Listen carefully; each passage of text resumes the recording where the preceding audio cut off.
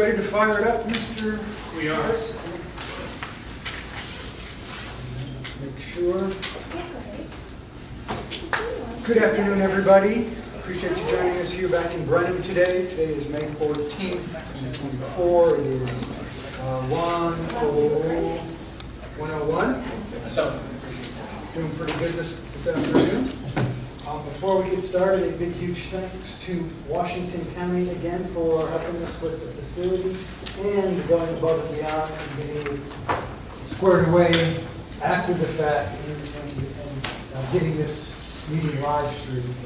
He and the IT team for the county went above and beyond for us.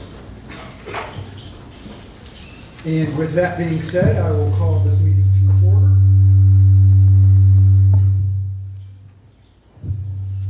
Well, let's do this. How about the other one?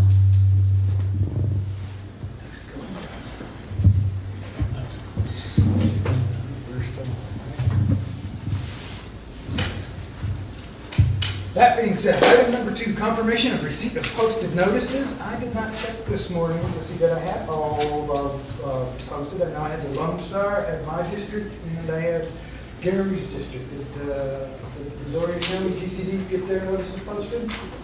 Did Blue Bonnet get their notices posted? I believe so, yes. Thank you, sir. We have confirmation of posted notices. Item number 3, welcome and introductions. We'll start down on the left there with Zach. Zach Holland, Blue Bonnet GCD. Sarah Kuba with Lone Star GCD. John Martin, Southeast Texas Groundwater Conservation District. Beverly Hopkins, Missouri County Groundwater Conservation District. Kirk Hanna, Washington County. Gary Ashmore, I take care of San Jacinto County and Polk County. Mike Turco, Harris County, Subsidence District. Ashley Gruder, Fort Bend, Subsidence District. That's it, huh? Do we have any VIPs out here today? I know there was some expression of some of our legislators potentially attending and being interested in our meetings. Nobody? Okay. Item number 4, public comments. Did everybody fill out a form for public comments? Sir, bring it on up. I'll get you on the record.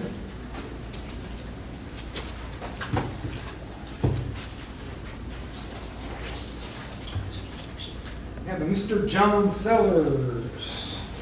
Do we have an open mic over here for him to use at the podium, I will assume? Is this mic on? Yes. Okay, you should be good to go, sir.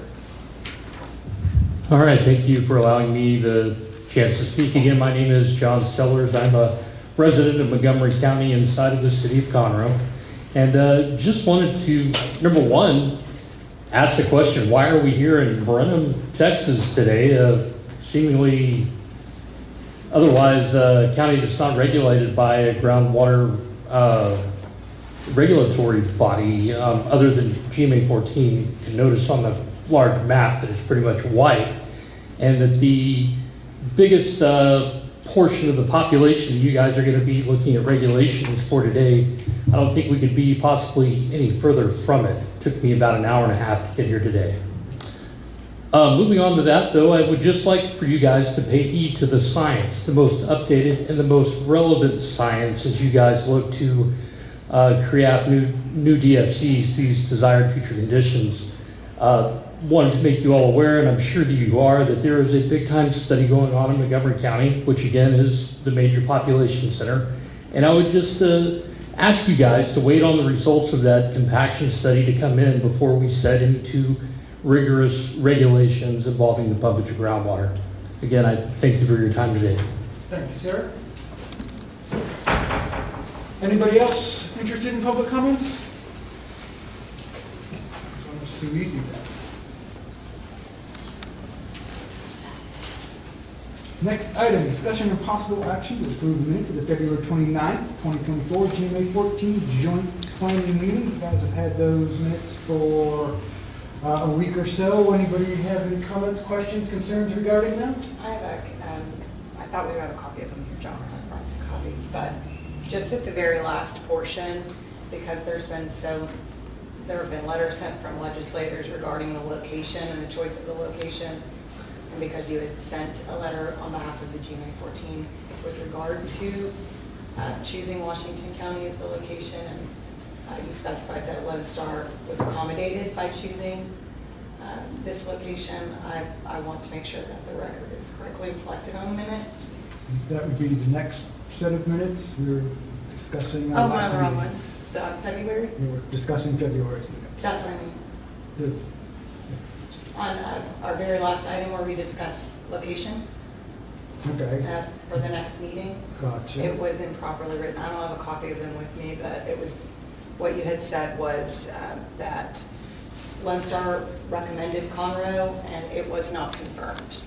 But I would like it added that Lone Star recommended Conroe, Correct. and then you asked if there were any objections by any of the GMA members. You said there are no objections, but let's not confirm today until we decide on a date. I would like that added because we do intend to respond to you, to the legislators from the letter that you wrote. Fine and dandy. Is that something you could get added and we can take care of signing and finishing out later, Zach? Absolutely. Okay. So with that change, do I hear a motion to approve those minutes? Or without the change? Somebody's got to. I'll make a motion. Okay. I'll make a motion with the change. With the change? Jerry, will second. I've got a motion and a second. Everybody in favor say aye. Aye. Motion passes. I'd just like to add to the record that I love ice cream. Nothing else needs to be said. Item number 6, update from the Texas Water Development Board and discussion of any related items of interest to GMA 14. Ms. Natalie? Okay. Sure. Please. All right, got my notes and stuff and everything. All right, I am Natalie from the Texas Water Development Board. I have 3 updates for you. One, our draft state flood plan is available for review and comment. It's our first ever draft state flood plan, and it's available for you to look at and comment on until June 17th. So it's an exciting accomplishment for our agency, so I wanted to be sure that I mentioned it. And then I think at the last meeting, Darren Hardwick mentioned that we're working on some amendments to our rules in Texas Administrative Code, Chapter 356. We're still working on those, but we do plan to take those to our board to open for public comment. I'm aiming for July, so we can be on the lookout on that. I had to push it back a little bit. And then just a reminder to submit your groundwater data to us so that we can get it added into our groundwater database. This summer, here pretty soon, our groundwater data team will be asking you all for data, so get on our nice list and submit it by the end of August. But also, if you are doing any water quality sampling from wells or springs, we would love to have that data too, so that we can put that into our groundwater database as well. And then, sure. Is that where we went out and measured we run the tape down the static wells and give the numbers that we're talking about? Exactly. Just want to make sure. Yeah, and if you have any recorder wells in your network, you can take that data I too. plan to do them next week. Cool, great to hear Just that. waiting for it to stop raining. All right. And then, of course, we attended the technical consultant meeting for the GMA 14 consultants, and I understand we're going to talk about that in a later agenda item, but that's all I have for you. Any other questions? Thank you, Natalie. Sure. Much appreciated.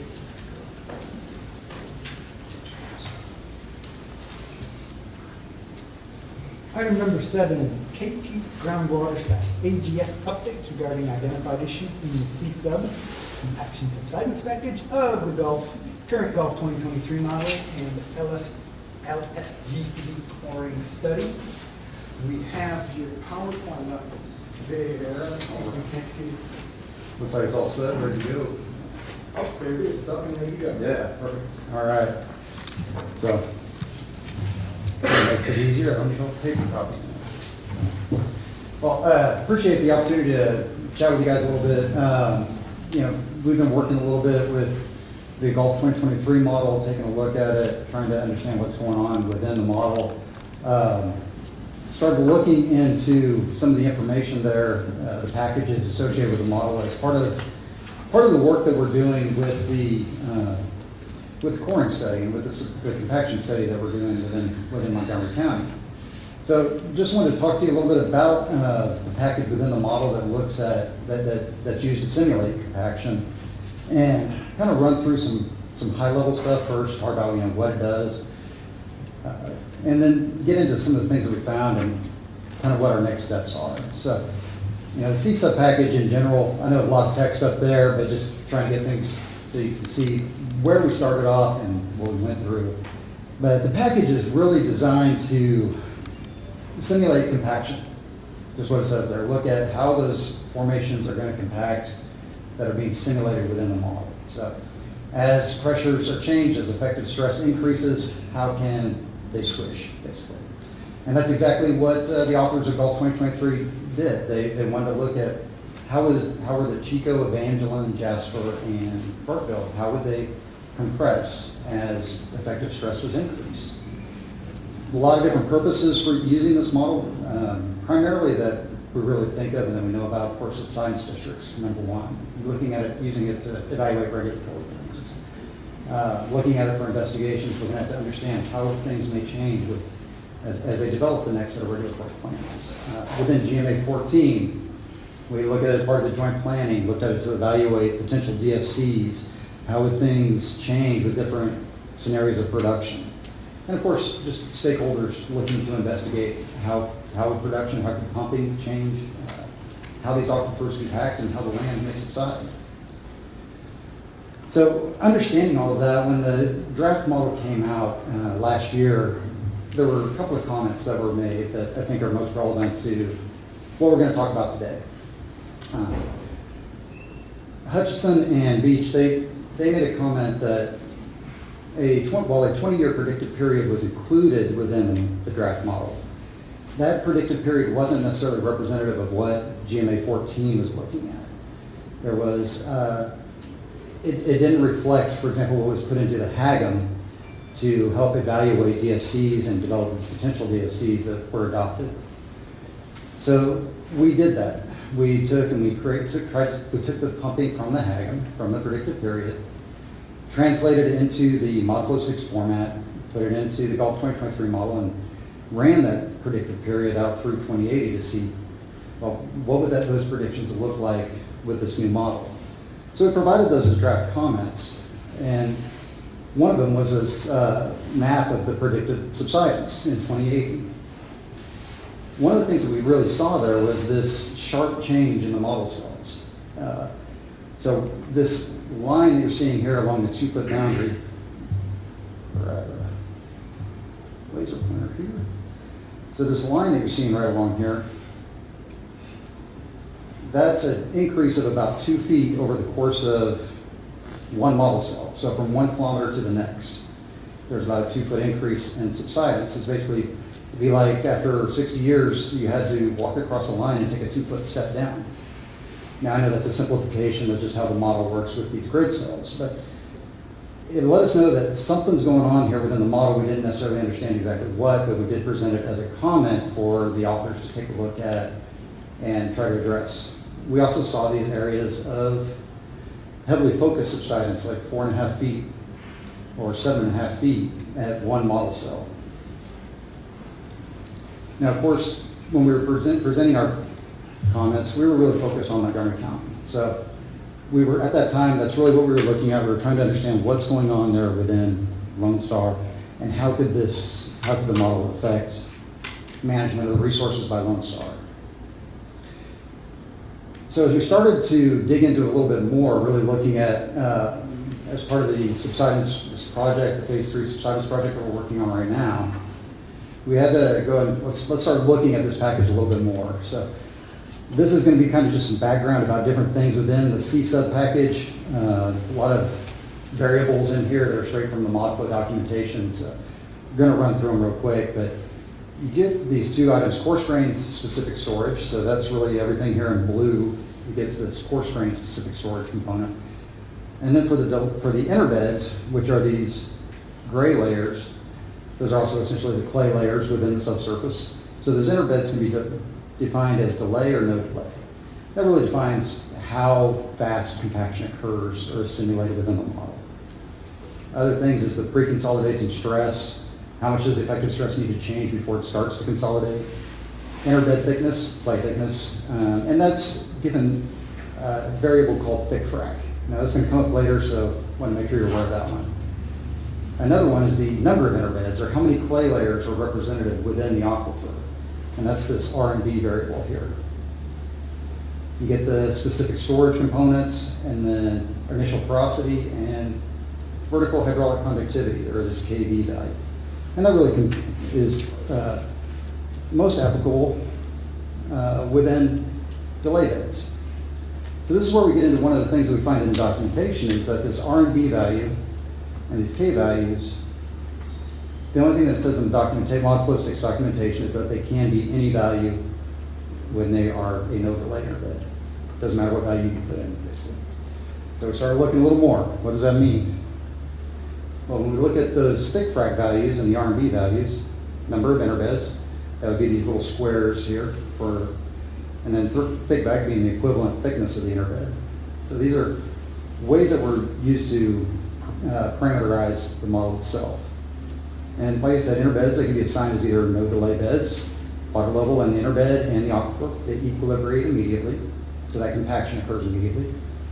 Or a delay interbed where it equilibrates over time. And I misspoke a minute about the R&B.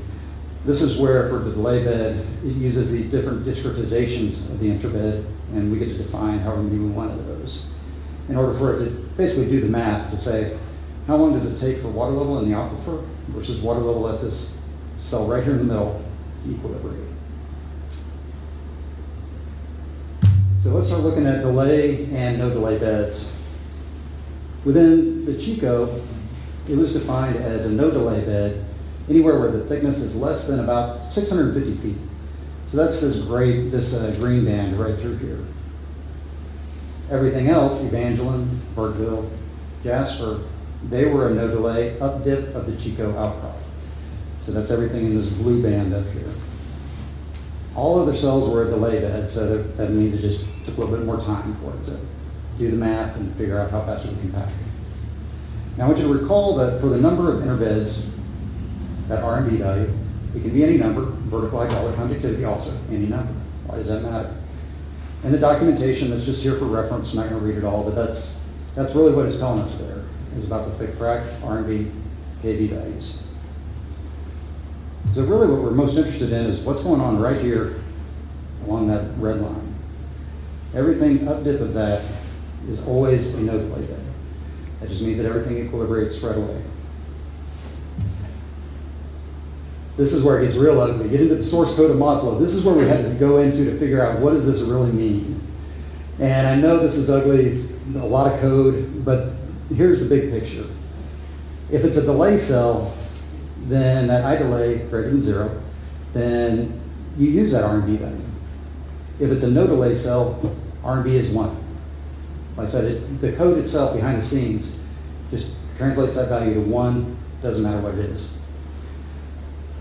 And it does the same thing over here in another area. When it's calculating that interbed thickness for a no delay bed, it's just equal to thick frac. R&B doesn't matter. If it's a delay bed, R&B does matter. It's thick frac, so how the equivalent thickness of the clay beds times that, how many interbeds are there? More source code, I know, it's ugly here. This is where R&B comes in again differently. For a delay bed, where it's doing the interbed compaction, once again, that R&B value comes in as far as doing a calculation on what the compaction property is, or the amount of compaction that occurs. No delay bed, well, it just doesn't matter, once again. So we had to go into the source code to find it. Big picture is there. We didn't feel like it was really clear in the documentation. We didn't see what it meant. But we had to go in and look at the source code to really understand what's going on within the model. Well, here's the summary version where it's not quite as ugly looking source code. For a no delay interbed, clay thickness equals your thick frac value, whatever your input value is. Clay thickness also equals thick frac times R&B. So that's really what we're seeing up here is, okay, we just need to look at the thick frac value within the model. So this is what we found then when we started looking into what was done within Gulf 2023. the amount of work that we had to do to find out exactly what was going on, we don't think this was, we think that this was just an oversight. We don't think this was anything intentional. It was just, I was looking at it going, could have very well done the same thing myself, trying to put it together. But here's kind of the so what of it. This is what that input file looks like for CSUB. You can see that we have no delay and delay beds. This IC means they're a column. These guys are right next to each other, 321, 322. We've got these thick frac values and R&B values. When we look at these values, we see that since R&B doesn't matter, here we have a clay thickness of 23.7 meters. Here we would have a clay thickness of 55 meters. So cells that were right adjacent to each other, no distance between them. Here's a situation where there's 2.5 times clay thickness in those cells right next to each other. Like I said, I don't think this was anything of intent. This was just a way of putting together the file that wasn't caught at the time. Can I ask a question, Mike? Sure. So are you saying that the no delay and delay were kind of mislabeled within the code, and that's why there was such a gap? Like that first or second slide, you said it was would have been a sharp drop. So are you saying that there would have been more of a gradient? There would have been more of a gradient, yeah, and that's, we see kind of that, some of that, where there should have been this gradient there within a mapping of the clay thickness. This is looking at the Jasper where it has some very thick clays, so it's very easy to see. And when we use those no delay cells, you see a very thin clay thickness there of about 22 to 50 meters. And it's, or feet, sorry, we translated the units on this one. But, so it was, when putting together the scripts that read in the data to create the model file, the additional step of doing the multiplication for no delay cells, I think it was just mixed within the scripts.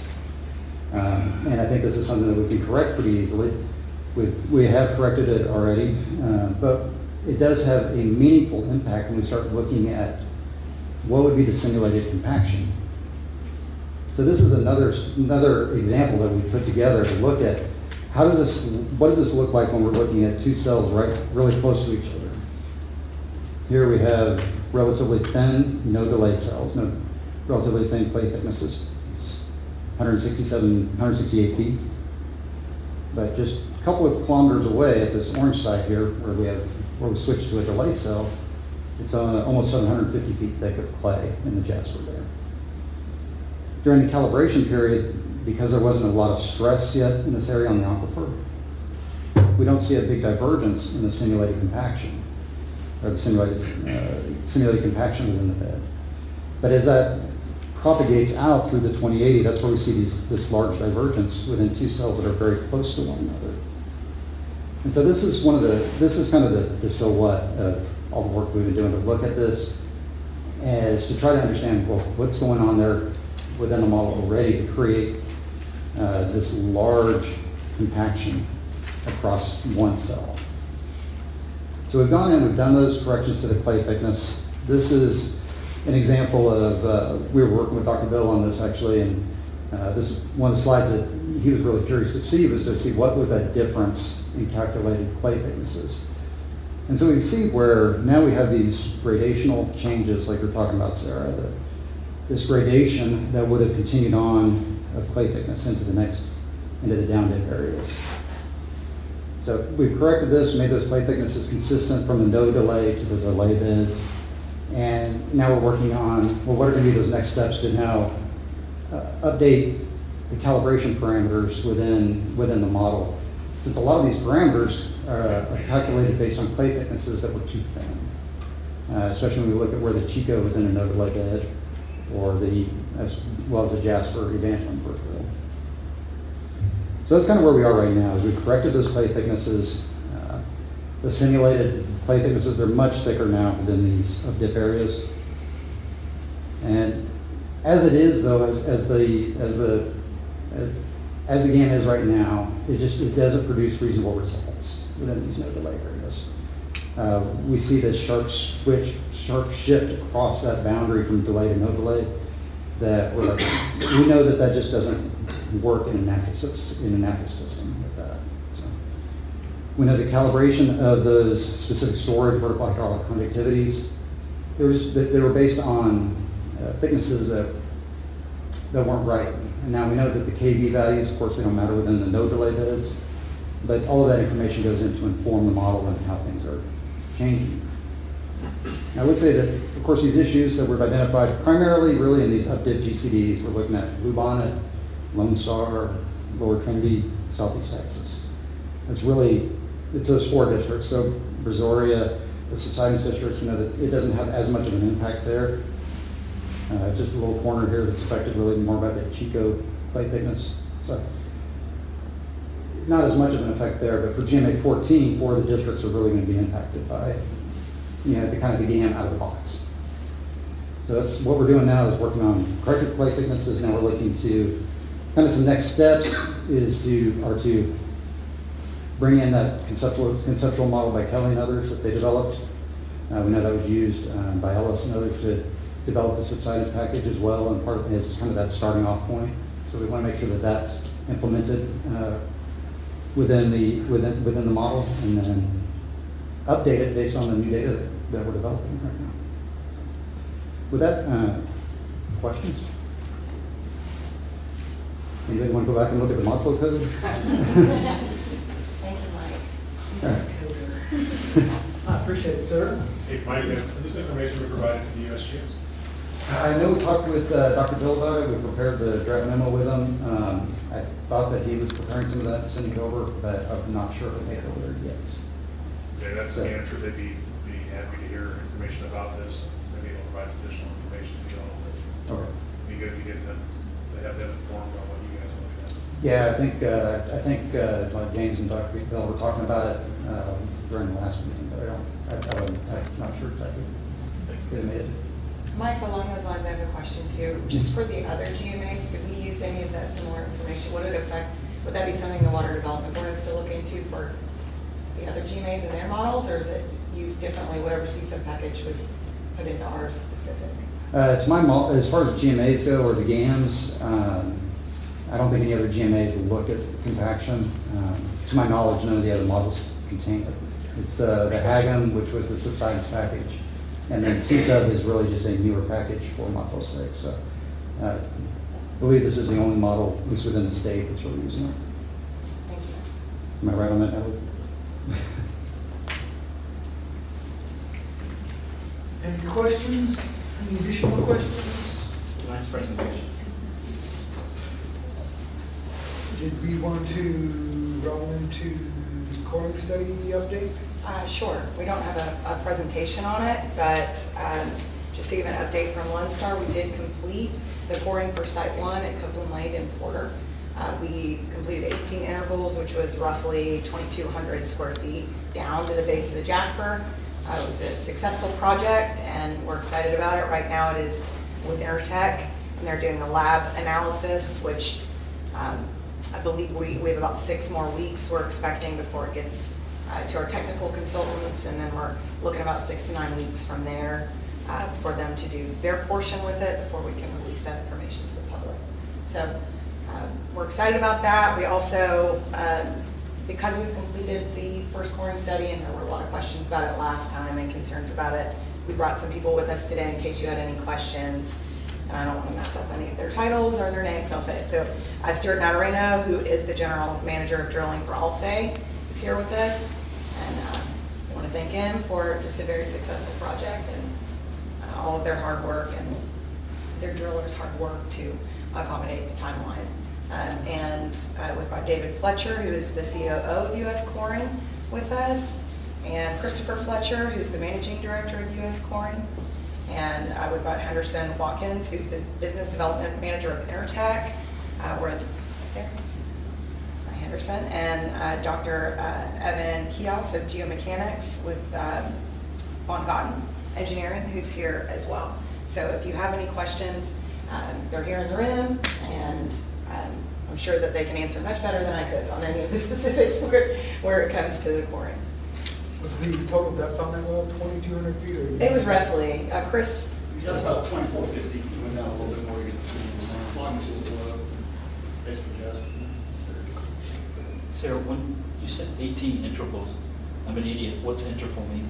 It would, You know what, I'm gonna let Chris do this. I Yeah, can say it, but I'm gonna give you layman's terms. Yeah, that'd be coring intervals, so there's 18 discrete intervals, and the core was about 10 foot long in the core barrel, and it just kind of went through the various formations, roughly plus minus every 100 foot or so. You take an extra sample, there's some larger distances depending on the geology. So you just basically kept taking drilling course. Yeah, we drill down, 18 take a times. core, trip out, trip in, go down, drill more, yeah, so it's just kind of repetitive process. Thanks for explaining that. Yeah, so we have 18 cores. Understand. All the way down. Pretty neat. Yeah. It's neat to see, too. Do we have a time frame for the second one? Is that can be started up right away and? Right now, we just completed an environmental study that we're doing at the SGRA site where they've been very accommodating and giving us access out there. They have a spoils pile that predates all the workers at SGRA. And we're not as concerned about that spoils pile being an issue with the coring itself. It's just if there's concrete or something loose inside of there that's going to be expensive for us to move out of the way, we want to be aware of that ahead of time and properly prepare for the budget. So we're working through that, and we hope to utilize that spot. It's a great spot. And there's a lot of conversation surrounding subsidence in the woodlands, so it's an ideal location. But until we have that information back, we're not preparing for step 2 just yet. Best case scenario timeline on it? We would hope to start this year. Within the next couple of months would be ideal, but again, I'm kind of shot calling until we still have to put out an RFQ for that site. We have a lot that we would have to prepare to move forward on that. Not to mention contracts with SGRA, which they've been working great with us on that. They've been very accommodating and communicative. So we look forward to it, hopefully soon. Any other questions on the coring project? Moving right along then. I think Zach Holland, GMA 14 members consultant meeting regarding the DFC groundwater availability model update timeline. It's on the computer, we talking. It is on the computer. If you want to use it, I believe it is queued up to the last 2 slides. That's the important part. Make it easy. Now I see why you put it on in. This should be fun, watching YouTube right here. Hopefully I only need to find an arrow.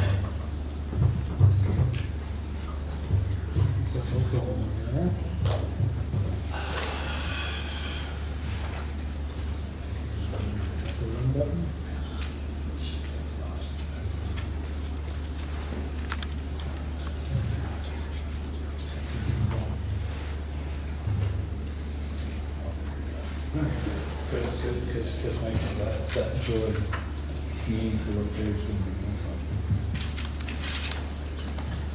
Yeah, that didn't take long. You can see colors. That's important.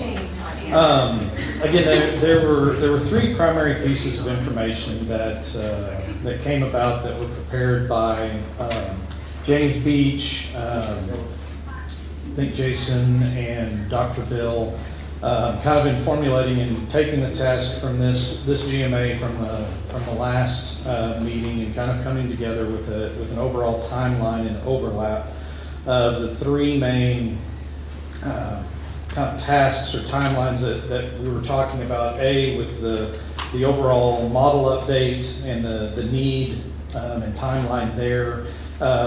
Again, we talked in lots of discussion about the Lone Star coring samples and that coring study and trying to kind of integrate that into the overall timeline, since that's a huge piece of this new data as defined by Water Development Board that would be highly utilized and highly dependent on a true updated model being proposed.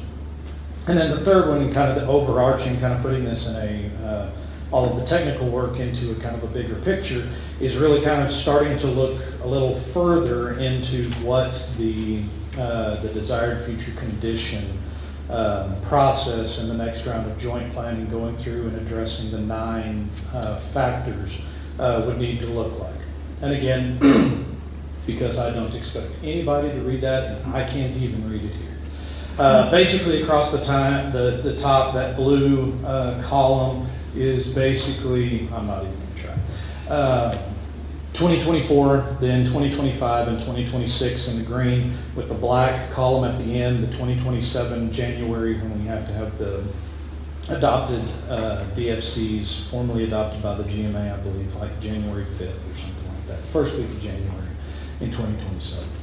So the big thing and kind of takeaway here is these green bars more than anything else. Again, a lot of work being done or needing to be done to kind of from now through the end of the year, based on the general knowledge before the meeting, to get and complete and formulate an updated model to be supported, proposed, and approved by this group to be sent to TWDB. You see the second kind of smaller green bar there that indicates the overall timeline of the coring study and when they expect to have everything done for that again overlaps and then would be fed into the overall update model. And then the larger green sections down at the bottom that kind of scope out or kind of give a general timeline or the times of the year at which we would be implementing or working on the DFC, when we could be working on the DFC criteria, since a lot of the criteria specifically are not tied to the model itself. We talked about that at length at the last meeting too. So part of that too was kind of coming out of that, there were some big takeaways and whatnot from those discussions, and they're highlighted both in purple here and also in red down at the bottom. The important pieces here are these purple highlighted areas, which are defined as the new data criteria. These are tied to the CSUB package that Mike gave a great presentation on just now, highlighting a lot of the pieces and parts that need to be tweaked and updated there that will qualify and quantify new data being considered for a model update.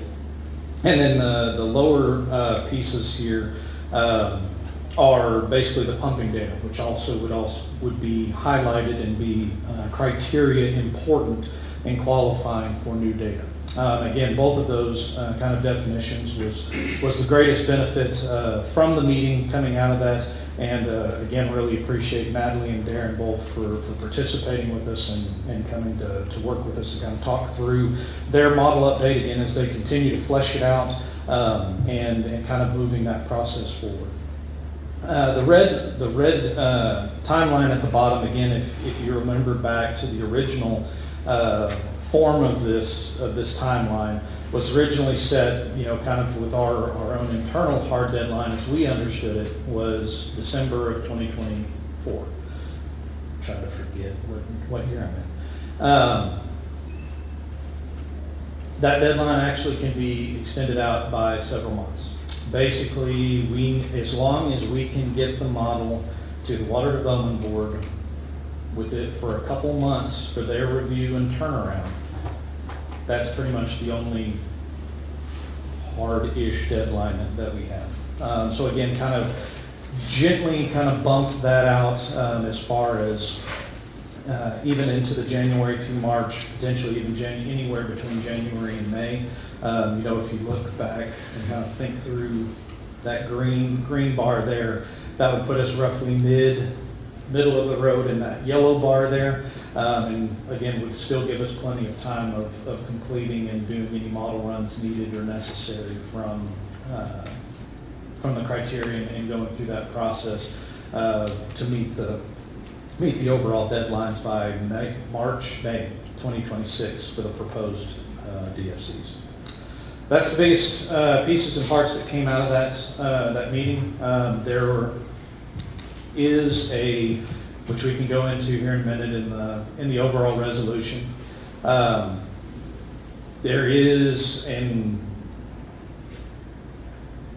There are issues with moving forward with a consultant as a whole. Bluebonnet does not have a consultant at this moment that will be working on this round of DFC planning. If fully support a model update in the DFC process, but kind of moving through all this, if you can imagine, I have extra copies for anybody in the audience that would like to see this too. But basically removing all of the black lettering and only zooming into 3 pieces with the purple there and removing Austin and Waller and all other counties. We still believe that we can get to and support a timeline for a proposed updated model by the end of the year. Won't go into a whole lot more detail with that since it's part of the resolution, and I can get back over there where I can actually see it instead of trying to run it off memory. But that's the generalized update from our meeting. And Sarah was also present and available with us, so if Sarah or James or Jason or Natalie have anything to add to it, by all means, have it. I think not only, I'll let you get back to your mic, Zach, I think my question on that is because Blue Bonnet shares a consultant with Southeast and for Trinity, does that mean you both also no longer have Correct. a consultant? Okay. To work through this process. And that's not for the model update, or is it just in total? I think it was total. My understanding that Bill has stepped away from this project. Sarah, may I ask you, that's cool for you, that date? Well, I think that I appreciated the confirmation from the Water Development Board that we had internally made this deadline and it wasn't actually a Water Development Board deadline. That was a great takeaway for us so that we could kind of relook at this. And as far as the coring specific, I know that was kind of the identifier and the red line last time. We intend to be well ahead of that original deadline anyway, so we're not concerned about that. But it is comforting to know that we're going to have more time to be able to roll in whatever is needed. It changes the game a bit if there's not a consultant for 3 of the districts participating in the model update. So we have to relook at, you know, what are your thoughts on doing the weight to the agenda item? Oh, we probably should. But that way we can kind of roll that in properly. Sarah, if you don't mind, just let me clarify. Sure. All of the testing, recording and stuff, you'll be able to, you're cool with the deadline, you'll be done by then? Yeah, yes. Okay, I just want to make sure. Yes, we planned to have that rolled in, Cool. and that was a big component of having that meeting, was so we brought that information. You couldn't see it, you can't see it because it's the size of an ant up there, but there are clear deadlines on that. We did provide that. Thank you. Yes, sir. Zach, thank you for putting it together. Any additional questions regarding that agenda item before we move on to item number 9? Discussion and possible action regarding a resolution formally requesting the use of an updated groundwater availability model. Keep rolling. Keep going? Keep Okay. going. What are your plans? Nice. From what I understand, Bill was behind most of these changes to begin with, so I don't see my district having any problems with you guys making those changes. And we'll be here to support them and do whatever we can with them.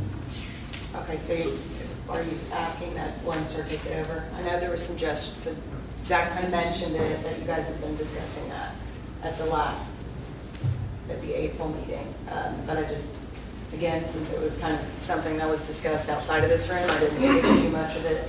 I wanted Bill to let us know here. We haven't started too much working on that until we had confirmation. I know Zach, you mentioned. I'm not really sure about this today, this discussion of possible, I'm kind of, sorry. Is it updated groundwater, available GAM, updated GAM? The model. Yes, so basically what we're, and I would encourage everybody to shift over to the stapled copy and look at the kind of the updated model timeline thing that's in the back of it. And again, anybody that needs copies, wants copies, I have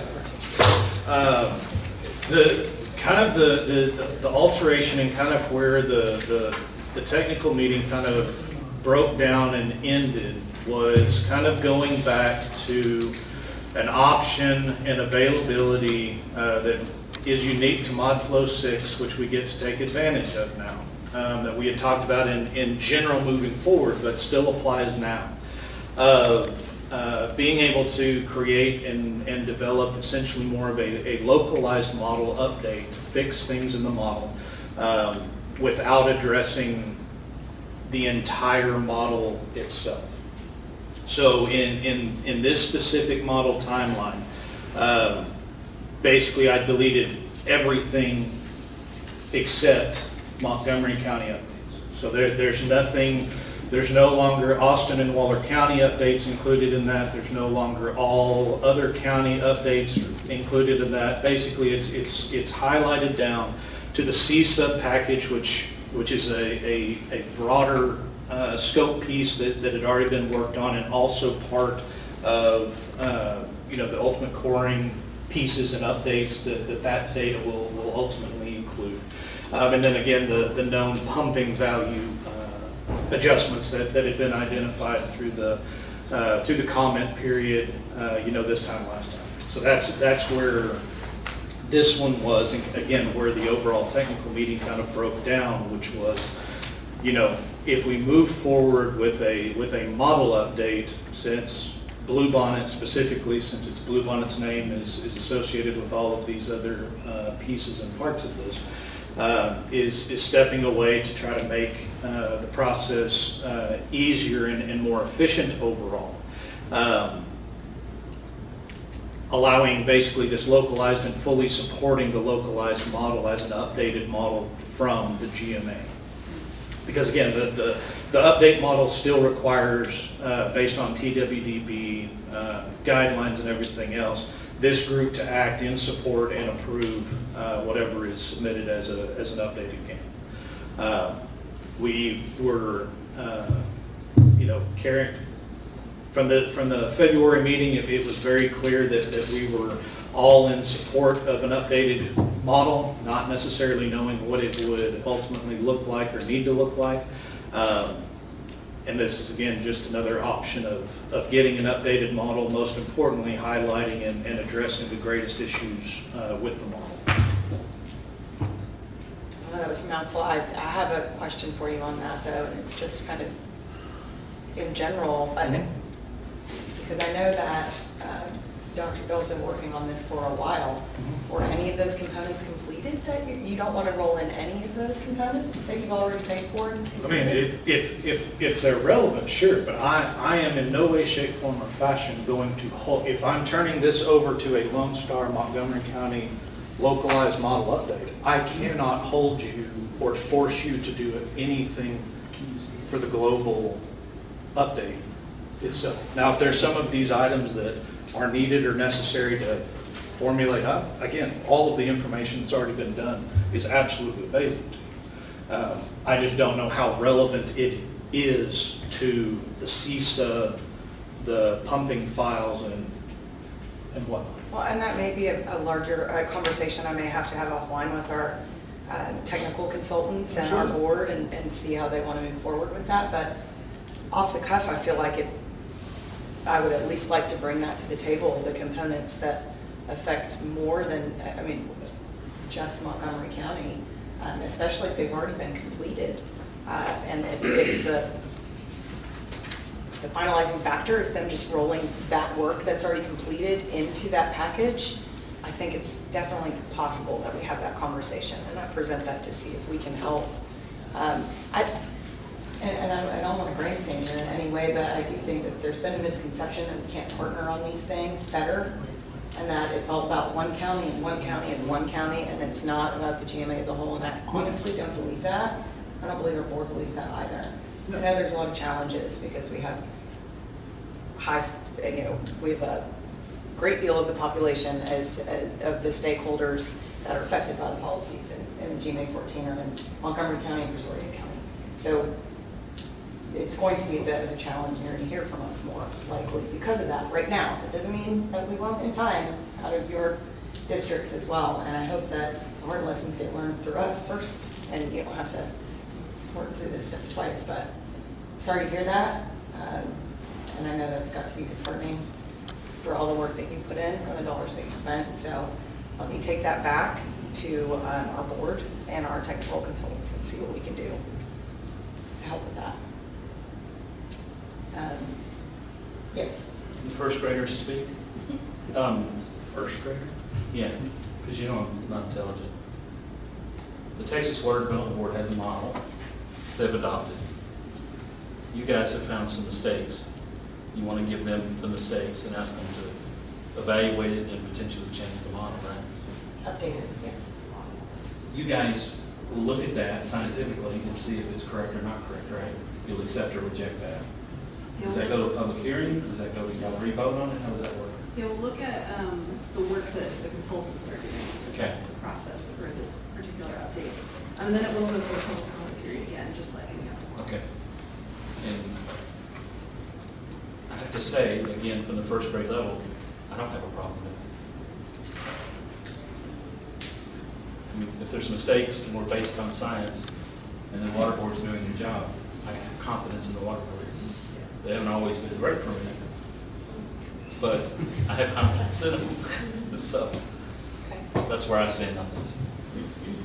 I think then we brought up a bunch of copies of the resolutions, that's why you amended it, I'm guessing. Yeah, Okay. and again, I will be the first one to apologize for basically just bringing hard copies and not getting it to y'all sooner, but just with the, I've kind of been working and tinkering with things, and then I got y'all's, and I just ran out of time before family and whatnot came in over the weekend, and it was like, well, I'll just joke with hard copies. So, and again,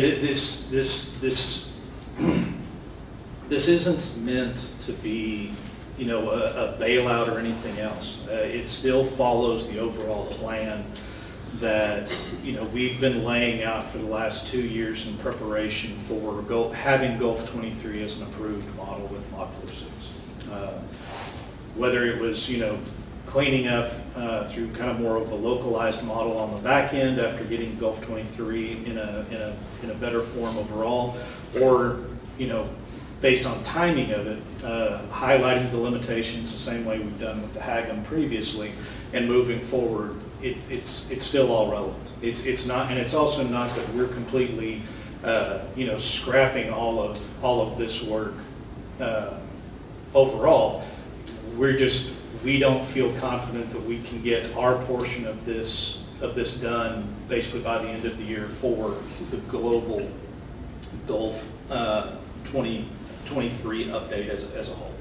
And that it would be, in our opinion, an easier lift and more efficient to address, again, the individuals significantly higher and bigger lifts that y'all are already, again, 75% through with and engaging with for the end of the year, to make the process of updating it and approving it a lot easier on everybody for this specific one. Yes, ma'am. Quickly, if you got more than 2 words, up to the mic, please. I probably do. Because I can't ask my question with just 2 words. Thank you. Yeah, sure. Thank you for calling on me. So if Lone Star took it over and the Lone Star board was willing to fund the rest of it and even take up some of the other things that don't directly relate to Montgomery County and some of the things that Bill Hutchison was doing, does that mean that y'all are supporting the update?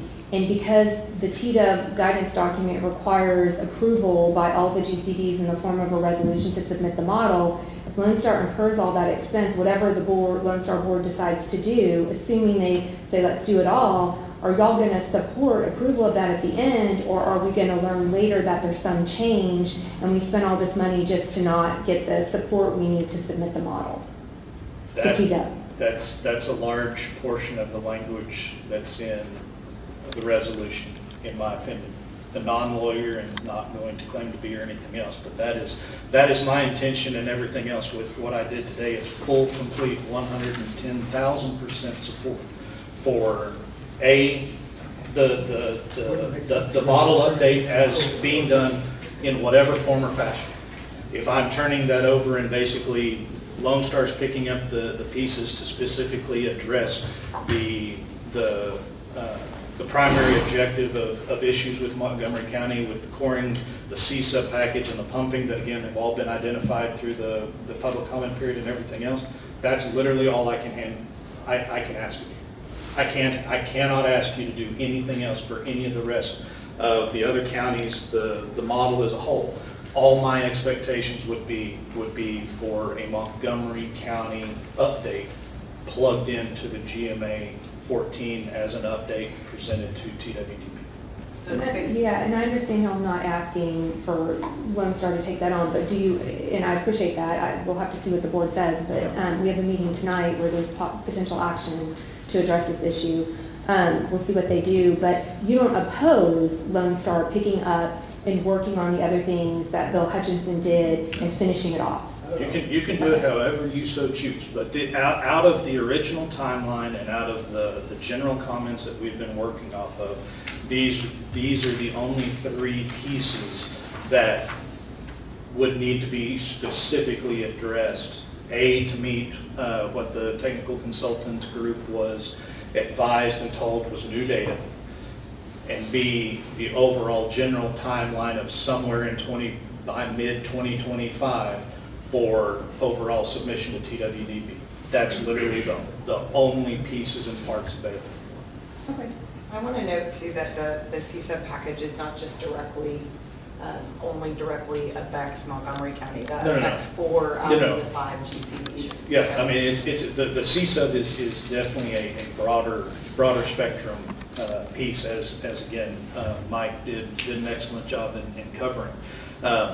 But again, also making sure and capturing that secondary piece of the CSUB, which is all of those core and data points into it. Okay, I got to ask again to clarify. What you're going to be submitting to the water board is not only limited to Montgomery County. You're going to potentially be submitting data for other districts. We're going to look into every component that we had all decided to move forward with. And your technical consultant and Lone Star's technical consultant and still whatever Brazoria County's technical consultant had already planned on moving forward with. We're just kind of absorbing and processing the new information that Bill is no longer participating, and we want to try to get all of this done still. So it's just kind of, are our technical consultants going to consider that and be willing to take that on? Is that possible to maintain a proper timeline? Is it reasonable for them to take that on? I don't have the answers to that yet. But again, especially if some of it's already done. I don't, just putting only forth the update for what's specific to Montgomery County, excluding the CSUB, which is obviously going to include 4 or 5 of us. But yeah, I think it's worth checking on that. I'm leery. If you're submitting more than just what pertains to Montgomery County, how do I have the confidence or trust that my district has got the right amount of attention and the right amount of data? How do Definitely are. if I let Lone Star do all of it, I'm a little... Right, I see if Brazoria County's technical I'm not consultant trying to and be Lone Star's technical defensive or consultant. offensive here, I'm just Right, trying to understand it. That's I mean, I think if you don't feel like AGS is qualified to take on your competitors. I don't know, I have to evaluate it. I don't think that's So your question would be more, when they perform and put together the model update, it still has to come back to us for approval, which is when we would make. Gotcha. You would do your own personal review or anything else. I'm going now. To Sorry. basically say, okay, great, it checks all the boxes of the expectations and everything else. moving forward. Well, I want to be careful with that because this resolution is saying that, because what I don't want here, and that's similarly to kind of what kicked off some struggle and some passion in the last meeting, was we had wanted that resolution that we were moving forward with the model update, and then there was a hesitance. So for us to take all of this on and at the last minute, this is a hypothetical for you to say, you know what, I would like to get a peer review of this, and I don't feel confident that AGS gave a specific amount of attention to 1B that affects Polk County, and so I'm not signing this, and I'm not going to agree to turn this in. That would be a problem. If we had plenty of time to review it before, we wouldn't be last minute. I mean, I know what you're saying. Plus, I'm basing my Because I would like to decision on the review fact too, that... what you Sure. would do for Brazoria County with my peers. So And so if we had questions what they're on doing is that, making we the need time argument to that go don't back. make any changes. What about the CSUB package? Like we just, that's kind of, I think. It's a good thing. I hear what you're all saying too, I do. Yeah. And I'm trying to, that's kind of why we've had this method where Jason and AGS have been working together and Bill have been working with him. But now that, Bill. But if you submit your stuff, Natalie, if you guys do your public hearing and you do your investigation, don't I automatically, forget my hydrologist, don't I automatically gain a huge amount of confidence that the model's correct? Don't I? I'm assuming this. I'm asking, I'm still new to this. Okay. And so right now, you guys are doing this testing and you're spending a lot of money on stuff. It's not coupons or Indeed. green stamps. Indeed. A lot. If we back off and you pick up more of the area, is that going to be a huge increased cost to you? Potentially. What are we talking, hundreds, thousands, what? Hundreds of thousands, yes. Hundreds of thousands. Yes, I think that y'all's last, I'm in the wrong business, I'm going back to school. you guys had already, prior Again. to this Yeah, round, again. I've looked over kind of what your expenses were total, because Yeah. y'all had discussed that before I came on board with the district, so kind of try to evaluate those numbers, and even in y'all's last round of DFC planning and the last round of model update, it was hundreds of thousands that was spent collectively Yeah. between the GCDs and A lot more than I earn in a year. that. That was on the DFC planning cycle specifically, not Right. necessarily Not this one. related to, not necessarily the model update. That's what gets. And this specific model update is an extra expensive, I think, because we were spending a lot of people. Well, I don't know if we're voting on this yet or not, but I'm just going to give my opinion out there because I'm opinionated. I'm for you guys submitting your data that you think is incorrect into the Texas Water Board. I'm for that. Well, new data doesn't technically fall into that. You've got the correcting or updating data, / correcting data, and then you've got new data. Like Zach had originally, Blue Bonnet had originally been updating pumpages, I believe, right? Like you had some incorrect data. There were two. And again, it all goes back to the limitations that everybody collectively highlighted in the Gulf 23 Now, review now I that got we data went through. correction, and then I'm going to have DFC planning again after this. Now I got two programs on financing. Am I saying that wrong? No, yes, correct. This is a problem for me. I think that that's a fair part of the conversation. That was something that was brought up during the April technical meeting, was the concern, that part of the concern with doing a model update in general by a few of the districts was that it's expensive and, with your, which is a reasonable thing to bring to the table. I mean, it is. It's obviously, Brazoria County and I are going to have bigger budgets because we have a lot more constituents. And, I think that that's a reasonable thing to bring up, and that's understandable, and that I would much rather you bring that conversation to the table and go, why is this worth it to Pelham County and San Jacinto County to spend these dollars if,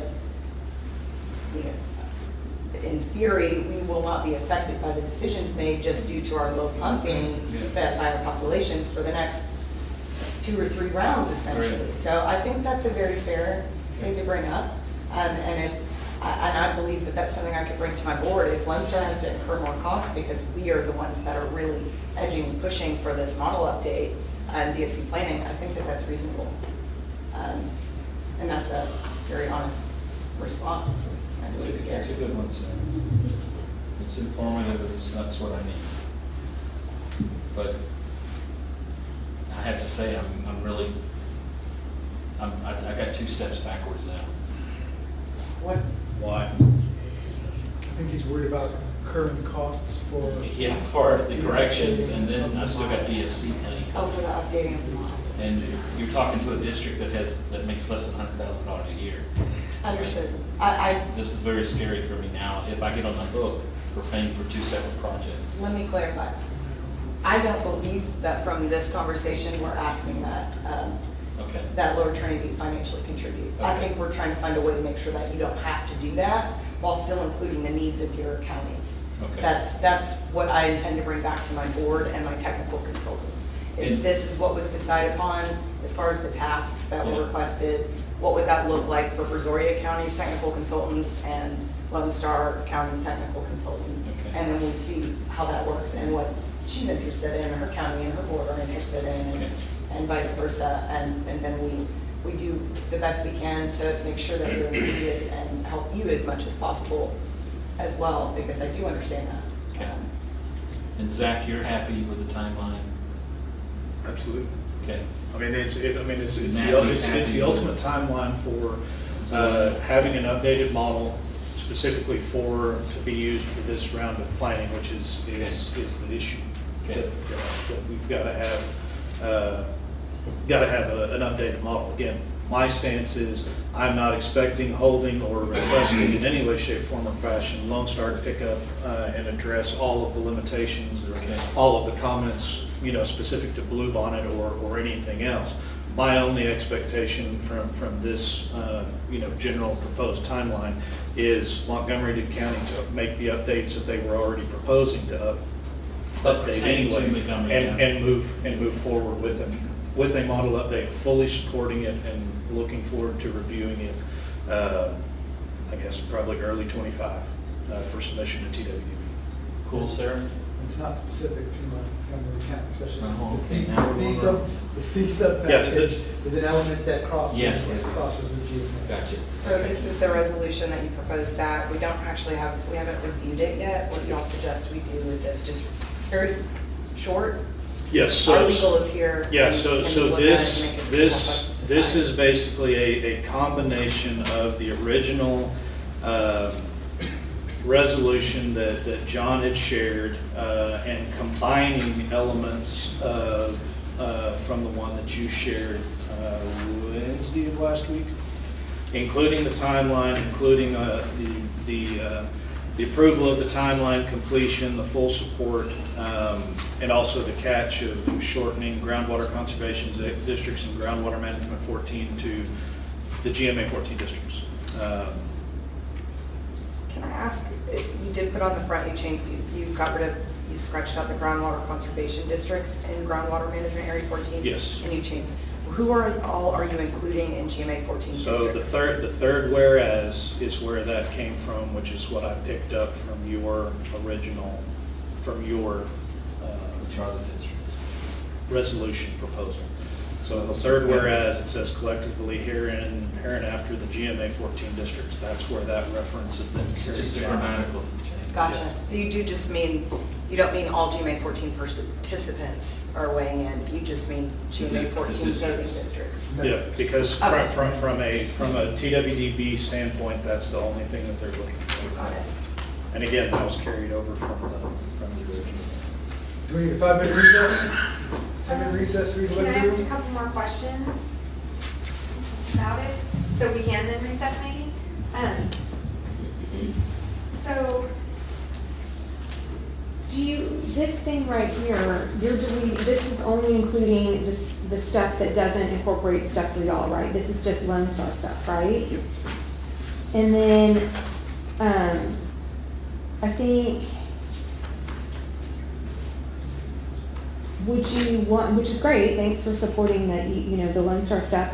Would you then want to do another resolution, consider doing another resolution at the next meeting? For example, if Lone Star can report that its board is willing to support the rest of that, then y'all could take that up at the next meeting in terms of what is the rest of the work that could be included in the update. Because right now, obviously, we can only commit to do what, the Lone Star, consultants agreed to do. Yeah. But if So- we get approval to do other work, would you all want to take that up in a separate resolution? Or does it make more sense to table this and come back in a month or something when we have clarity on what the budget is, and then isolate, and identify delineate clearly what is going to be included in the update? So in my opinion, the only thing that I can hold you to is the things that affect and impact Montgomery County. If you want to fill in more of the white area with stuff that y'all want to do, that's all great. But the only thing that I think that I could hold you to from basically an overall approval from a timeline is those 3 purple areas. If you want to put in more, How great. about amending it next time? Yeah, that's what I was getting at, yeah. You can add whatever. Okay, I understand your position. I'm just saying, is that the end of it, or do you want us to keep asking, and then we could revisit it and amend it in the future potentially? And it sounds like y'all are open to that. Okay. So I do have some edits, maybe we could take a 5-minute recess? So before we go to recess, I just want to say one thing. This was one of my fears after our last meeting, that we would be arguing over this and that we would have to change things. But it appears that we're going to make this work. I would say that more data is better than less data. I'm not of the opinion that we just use Montgomery County stuff, and I appreciate you guys willing to use the data that's been formulated, or either expand on that data, because more data in the model can only be helpful. And I think we started the conversation out many months ago saying data would drive this decision. So, and the data that Montgomery County was getting was well received at that time. So that's all I wanted to say. It's just a comment. It's not any question. I really appreciate all the work. But I do hope that we come to some resolution on the data. But we really appreciate your support on that. Thank you. Okay, I think 5 minutes will be good. Ms. Reese, or do you need 10? Yeah, I think 5, just real quick. How about a 5-minute recess, everybody?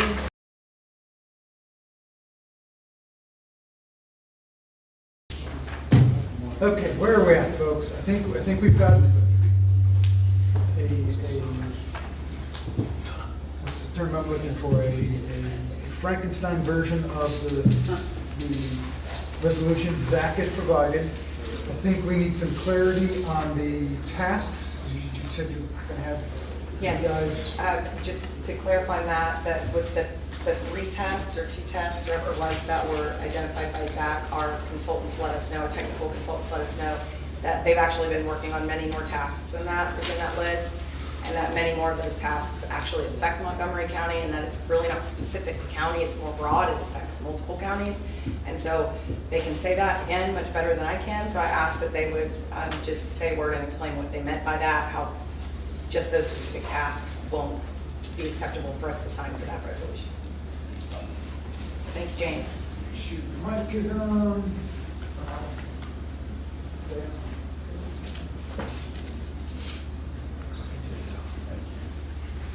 Yeah, and I'm James Beach, consultant to Lone Star. So essentially, what the technical team, including Dr. Bill, had been talking about for about a year was the significant changes in changing the stress periods and other things to streamline the model, make it quicker to run, and that just requires changes to multiple other packages. And so all of that has been discussed and agreed upon by the technical team, including Dr. Bill, the whole way through. And so when we call out just those 3 packages, it seems a little limiting and not inclusive of what really needs to be done. So I think it's just a clarification to note that there'll be changes in those other packages as well. Does that make sense? Any questions? Thank you. This attachment is reflective of those, the one Yes. that's up there? Yeah. Okay, so we can use that as the Exhibit A, attachment to the resolution. as opposed to this one. As opposed to the one that Zach had recommended that only had the 3 items. It's the one that is up there that includes all the items that had already previously been agreed upon. And so the suggestion that our legal has made to this resolution was that it looks like the 1, 2, 3, 4, 5, the 6th whereas, there's some redlining in the word. Okay, so I'll just read that whereas. So if you were comfortable, Stacy, with Zach's red line, so I can take it out? Yes. Okay. Whereas the GMA 14 districts identified the limitations of the Goal 2023 model in their comments to the TWDB and support a timeline to update data and recalibrate the Goal 2023 model with the objective of developing a model that is better suited to simulating regional groundwater flow for joint planning purposes and would be submitted for approval as an updated groundwater availability model or an updated GAM, period. Striking a copy of the whatever that's striked out nice and well, I can't read it. And then adding a whereas Whereas LSGCD will identify which tasks from the approved scope of work attached as Exhibit A will be included in the updated GAM. And that would be Exhibit A.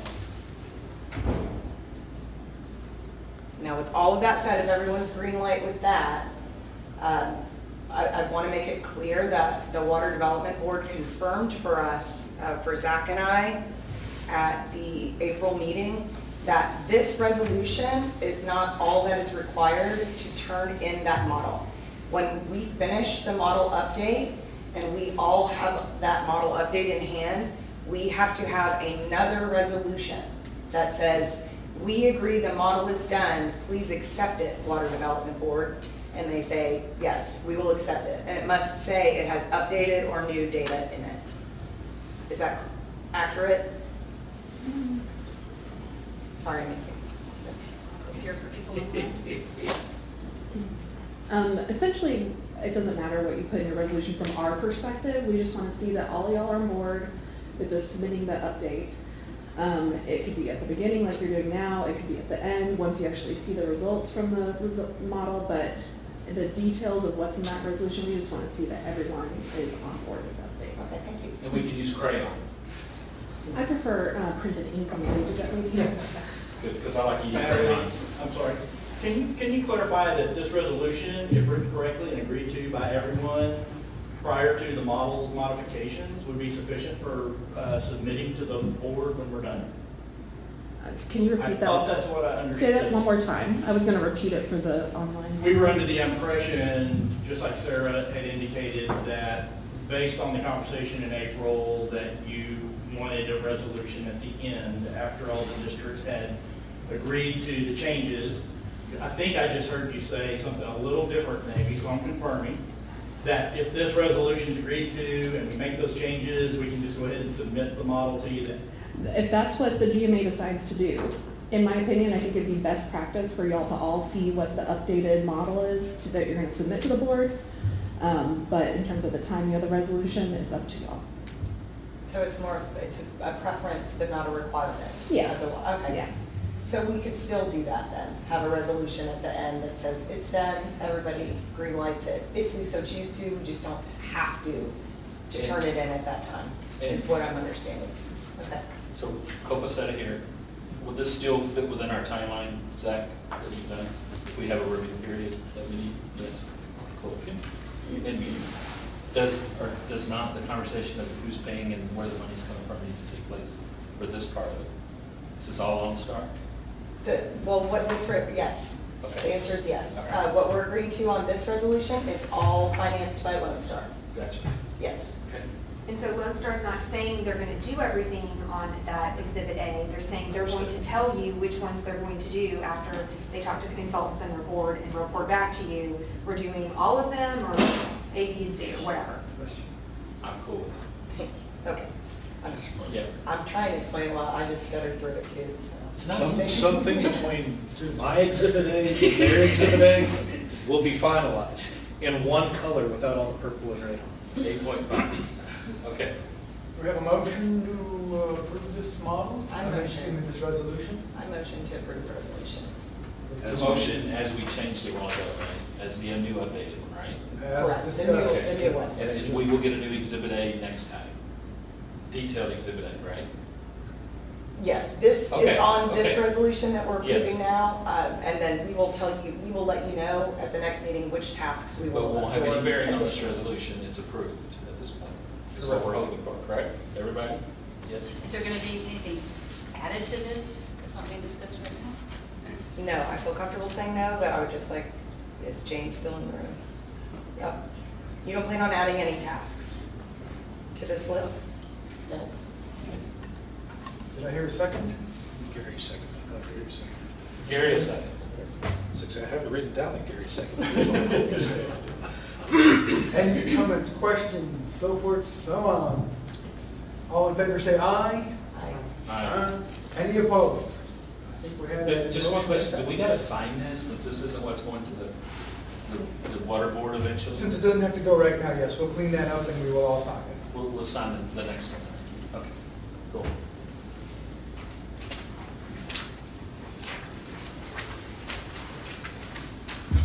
see, that was item number 9, correct? Item 10, discussion of possible action regarding the path forward for GMA 14 on the development of current round of DFCs, including but not limited to the development of DFCs, by the way, a member committee or via hire of a GMA 14 consultant, and discussion of RFQs for same. Anybody have thoughts on this? Oh, yeah, Gary's always got thoughts. I was here for this last time, so this I know about. I was on the RFQ committee last time, and we go with RFQ because I want a non-biased third party reviewing all the stuff that we do, something that's not one of our hydrologists. And I realize it's going to cost us more money, but I think we all should put money into it, and it should be someone who hasn't been involved yet that can openly review everything and make sure we're copacetic on the DFC process. That's my thoughts. Okay, so I'm comfortable if there are multiple of you that would like to move forward on an RFQ for you to pursue a consultant separately or together, but we're comfortable and confident with our consultants. Okay, I'm not. I want a non-biased third party consultant. Are you trying, by way of what kind of agreement? An agreement to come in and put our DFC package together to submit to the water. Are you talking about an interlocal agreement? Who would be a participant in that? All of us. Who's all of Last us? time Houston managed it Okay, for us. I was They concerned chipped in a about ton of this. money, and we all chipped in money, and we ran an RFQ, and it was a committee member, we had a committee, and we picked someone. Okay, I was very curious, especially as a set of fresh eyes coming into this, because that sounded, especially with our adverse statutory mandates, to have that kind of influence on this group. So I asked Stacy to produce some materials. I questioned the legality of that, and she has done a lot of work, and I would ask that she speaks on this for the district. Ms. Reese? Can I have my box?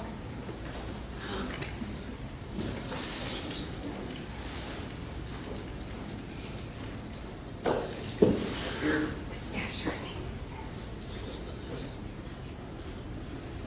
I'm gonna close this if you don't mind.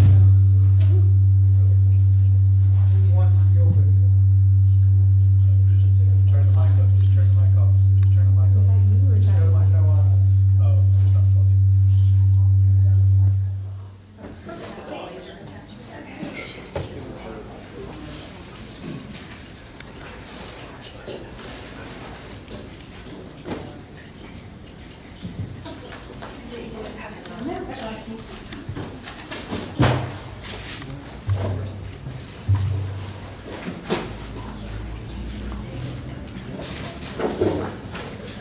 You probably don't need one? Oh, I mean, That's more.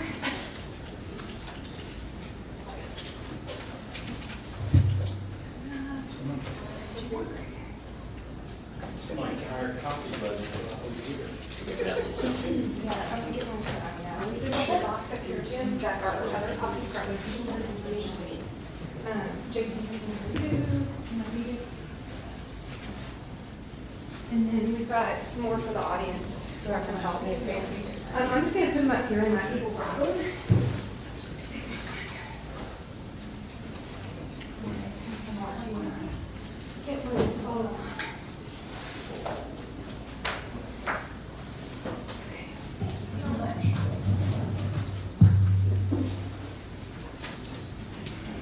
Okay, well, thanks for letting me speak on this. Sarah asked me to put together all the facts and legal authority to address the structure of the interlocal agreement that y'all have been using for the last couple of rounds. And so I put together the package. I'm not going to go through all of the exhibits, but I am going to go through a few of them with you. So as Sarah mentioned, Lone Star supports each DCD having the technical consultant of their choosing through an RFQ or otherwise. If one of you wants to do one, or several of you want to do one. Lone Star will be using its current technical consultants, AGS and KT Groundwater. Lone Star will not engage consultants with conflicts of interest to represent Lone Star.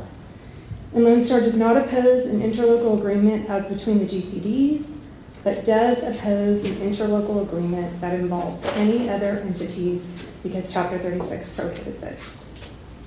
Chapter 36 only authorizes districts, as that term is defined in 36, to enter into interlocal agreements for the development of the DFCs.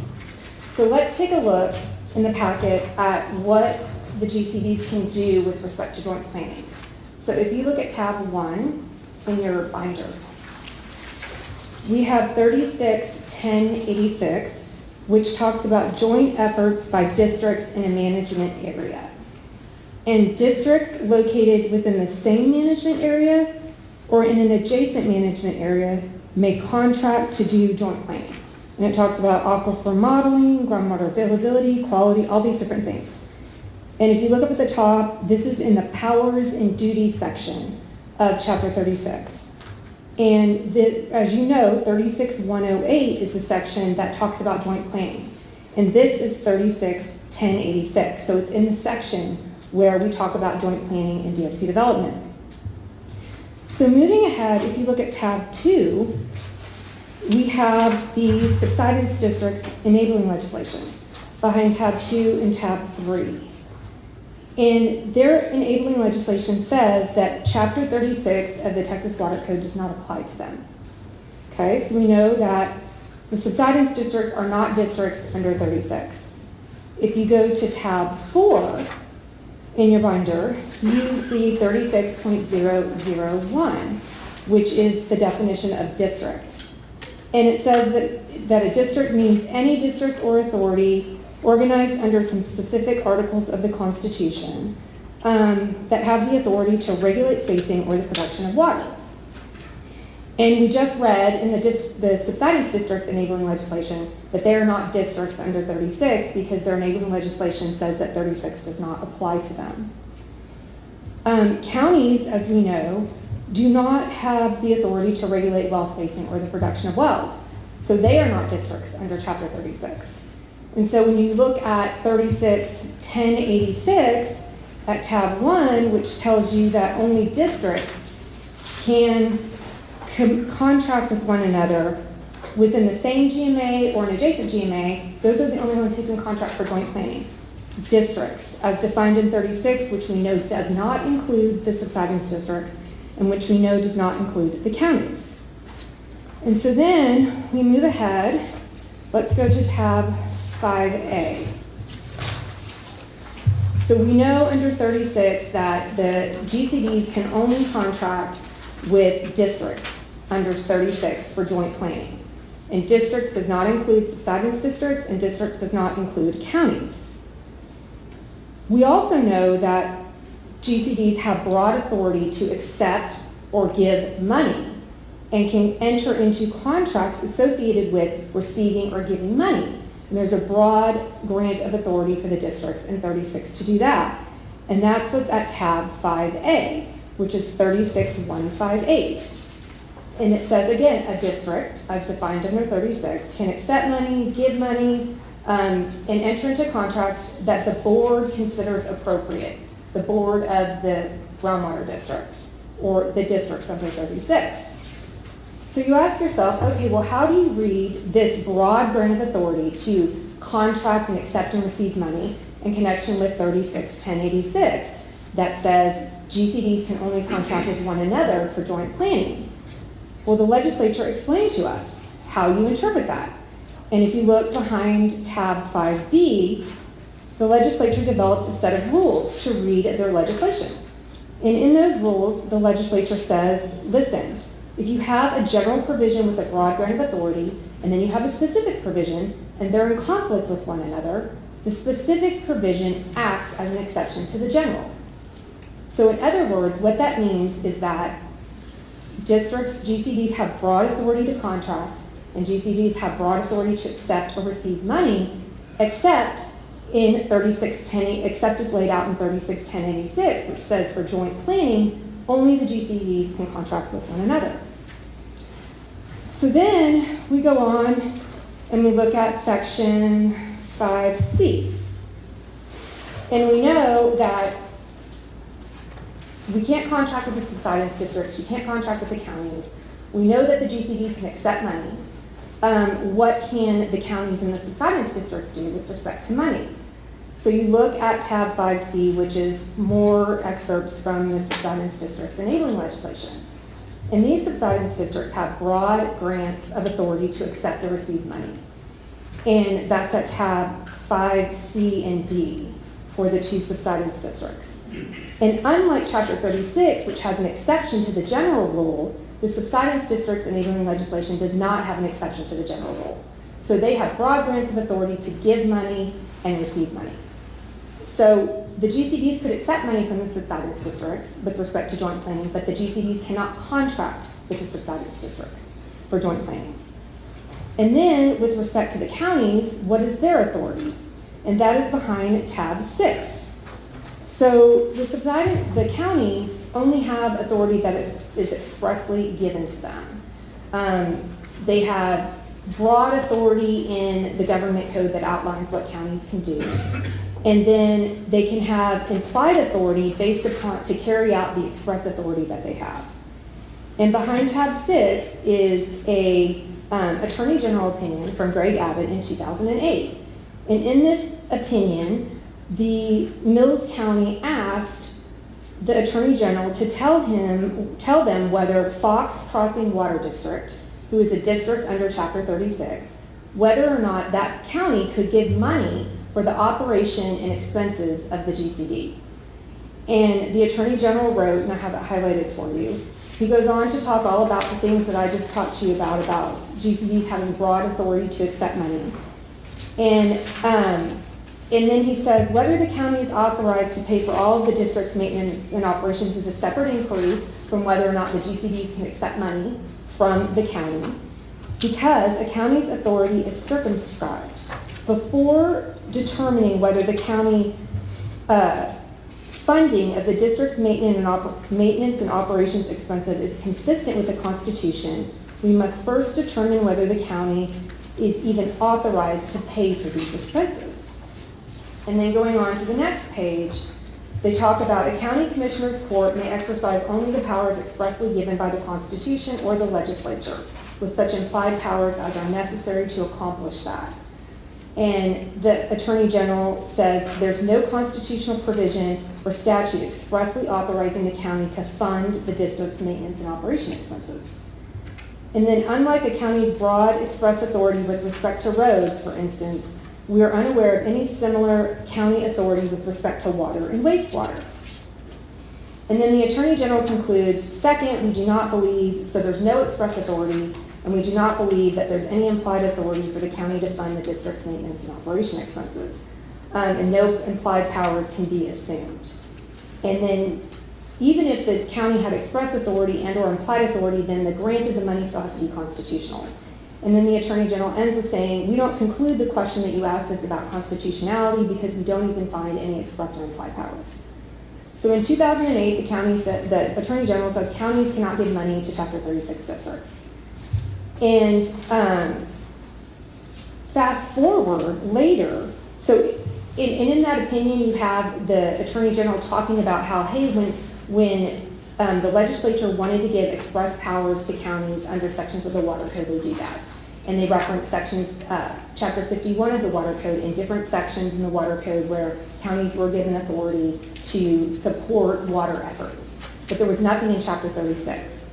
And that opinion was in 2008. And so you fast forward then to 2015. And if you look behind tab 7, we have 36157, which is repayment of organizational expenses. And so the legislature came forward in 2015 and said, okay, we know counties can't fund anything for districts. We know that 2008 opinion's out there from the Attorney General. We know we haven't given any authority in 36. And we know that counties don't have it anywhere else. But all these districts are being created and there's no way to fund the creation of them. So we're going to authorize counties to fund the creation of a district. But importantly, the legislature did not give any other authority with respect to counties in Chapter 36. Counties can only fund the creation of a district.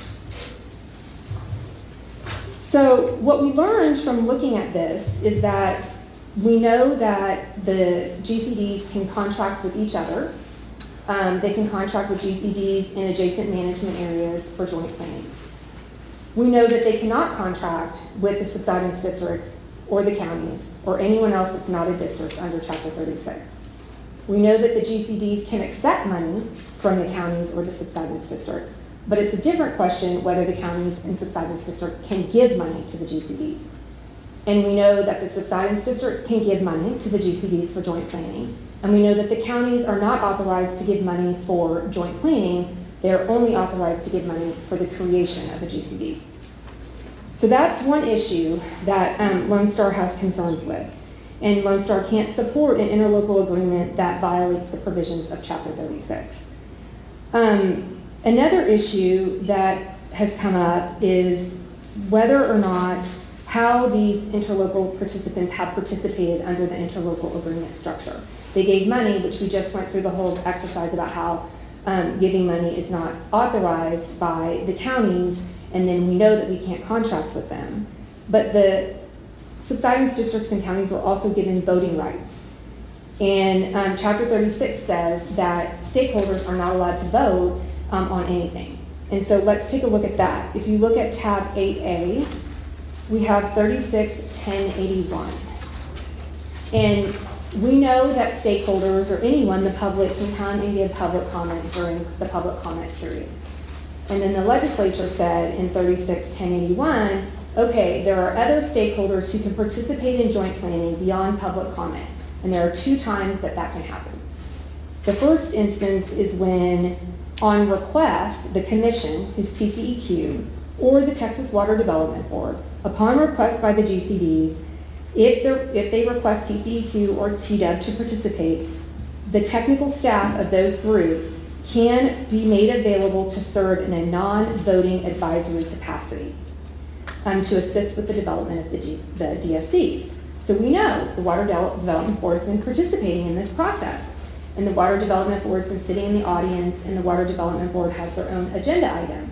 And they give updates, and we heard Natalie give updates at the top of the meeting, and then the Water Development Board sits in the audience and only answers questions when they're asked of them. And then the legislature sits, so we understand that process very well. And TWDB sits in a non-voting advisory capacity in that role. And then the second instance in which the legislature says certain stakeholders can do more than just public comment is in subsection B, where the legislature says that the district representatives may appoint and convene non-voting advisory subcommittees who represent social, governmental, environmental, or economic interests to assist with the development of the DFCs.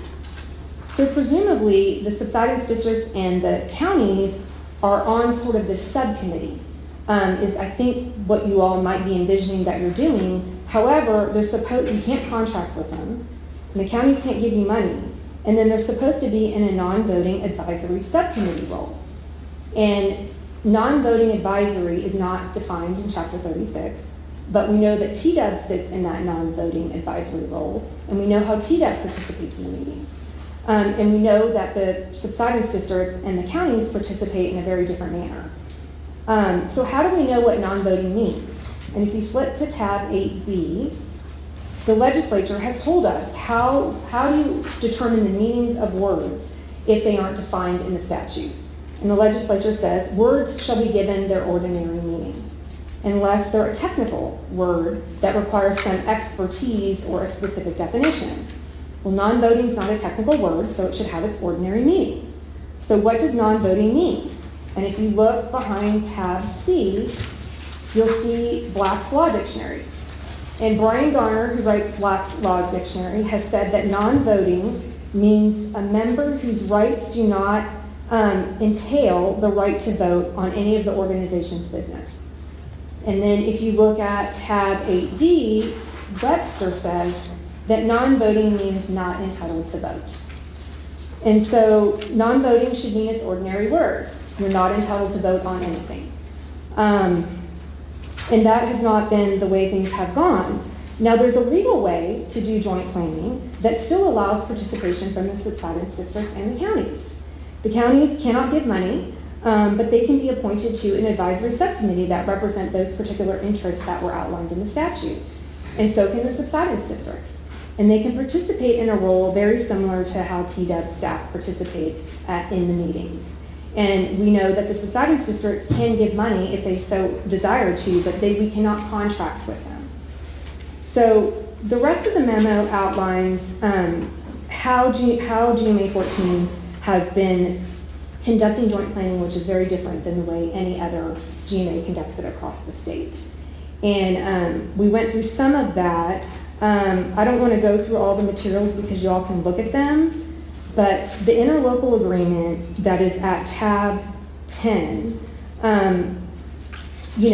outlines the voting rights of the participants, which include the subsidence districts and the counties, and it also includes, the funding component. There's a chart table at the end that shows how much money everybody gave, and they're getting the right to vote in exchange for this money. And this arrangement has allowed when you also look at tab 10, I think the interlocal agreement's at tab 9. When you look at tab 10, you see an agenda from a meeting that y'all held last round, a meeting that occurred at Harris-Galveston Subsidence District's office in 2019. And on that agenda, you'll see where the agenda is divided into two sections. And you have the interlocal participant section, and then you have the GCD only section. And when you look at what the participants were allowed to vote on, they were allowed to vote on virtually every decision funneling into the DFC, into the decision on the DFCs, other than the proposed and final. For example, the participants voted on the consultant, Intera, who was hired, the contracting entity with the consultant, who ended up being Harris-Galveston Subsidence District, whether the schedule should be expedited. If you recall, Lone Star asked to have the schedule expedited. And in tabs 11 and 12, I've included some minutes from the meetings, and you'll see where during the meeting where Lone Star asked to have the schedule expedited, the counties and the subsidence districts were had questions about that and motioned to delay approval of that and asked the consultant to go back and put a timeline together, and ultimately that was not approved. So they were weighing in on whether schedules should be expedited, they were weighing in on which model runs should be conducted, whether further consideration of the models was needed, and the three model scenarios from which the DFCs were ultimately selected. So that's behind tabs 11A and 11B. And this arrangement gives the participants who are stakeholders not bound by the DFCs. Because remember, if you're not a district under Chapter 36, you're not required to enforce a DFC. That means that the property owners in these other jurisdictions where there's not a DFC, their property rights are not limited and managed to a DFC. There might be another management standard. There is in Harris-Galveston, but it's not an aquifer condition. And then in the counties, there is no regulator at all. So there is no management or restriction of those rights in those areas to ensure that the DFC is achieved. So despite those participants not being bound by the DFC, they're given a tremendous influence over the DFCs being developed that we just went through. And it gives those participants who are stakeholders in areas where there is no GCD and where the aquifer is not managed to a DFC, a higher status and more input than stakeholders in the GCD's own jurisdictions whose property rights are directly affected by the DFC decisions made in joint planning. So the participants also weighed in on meeting locations, even though on the agenda technically that was supposed to be something just for the GCDs, but they weighed in on that.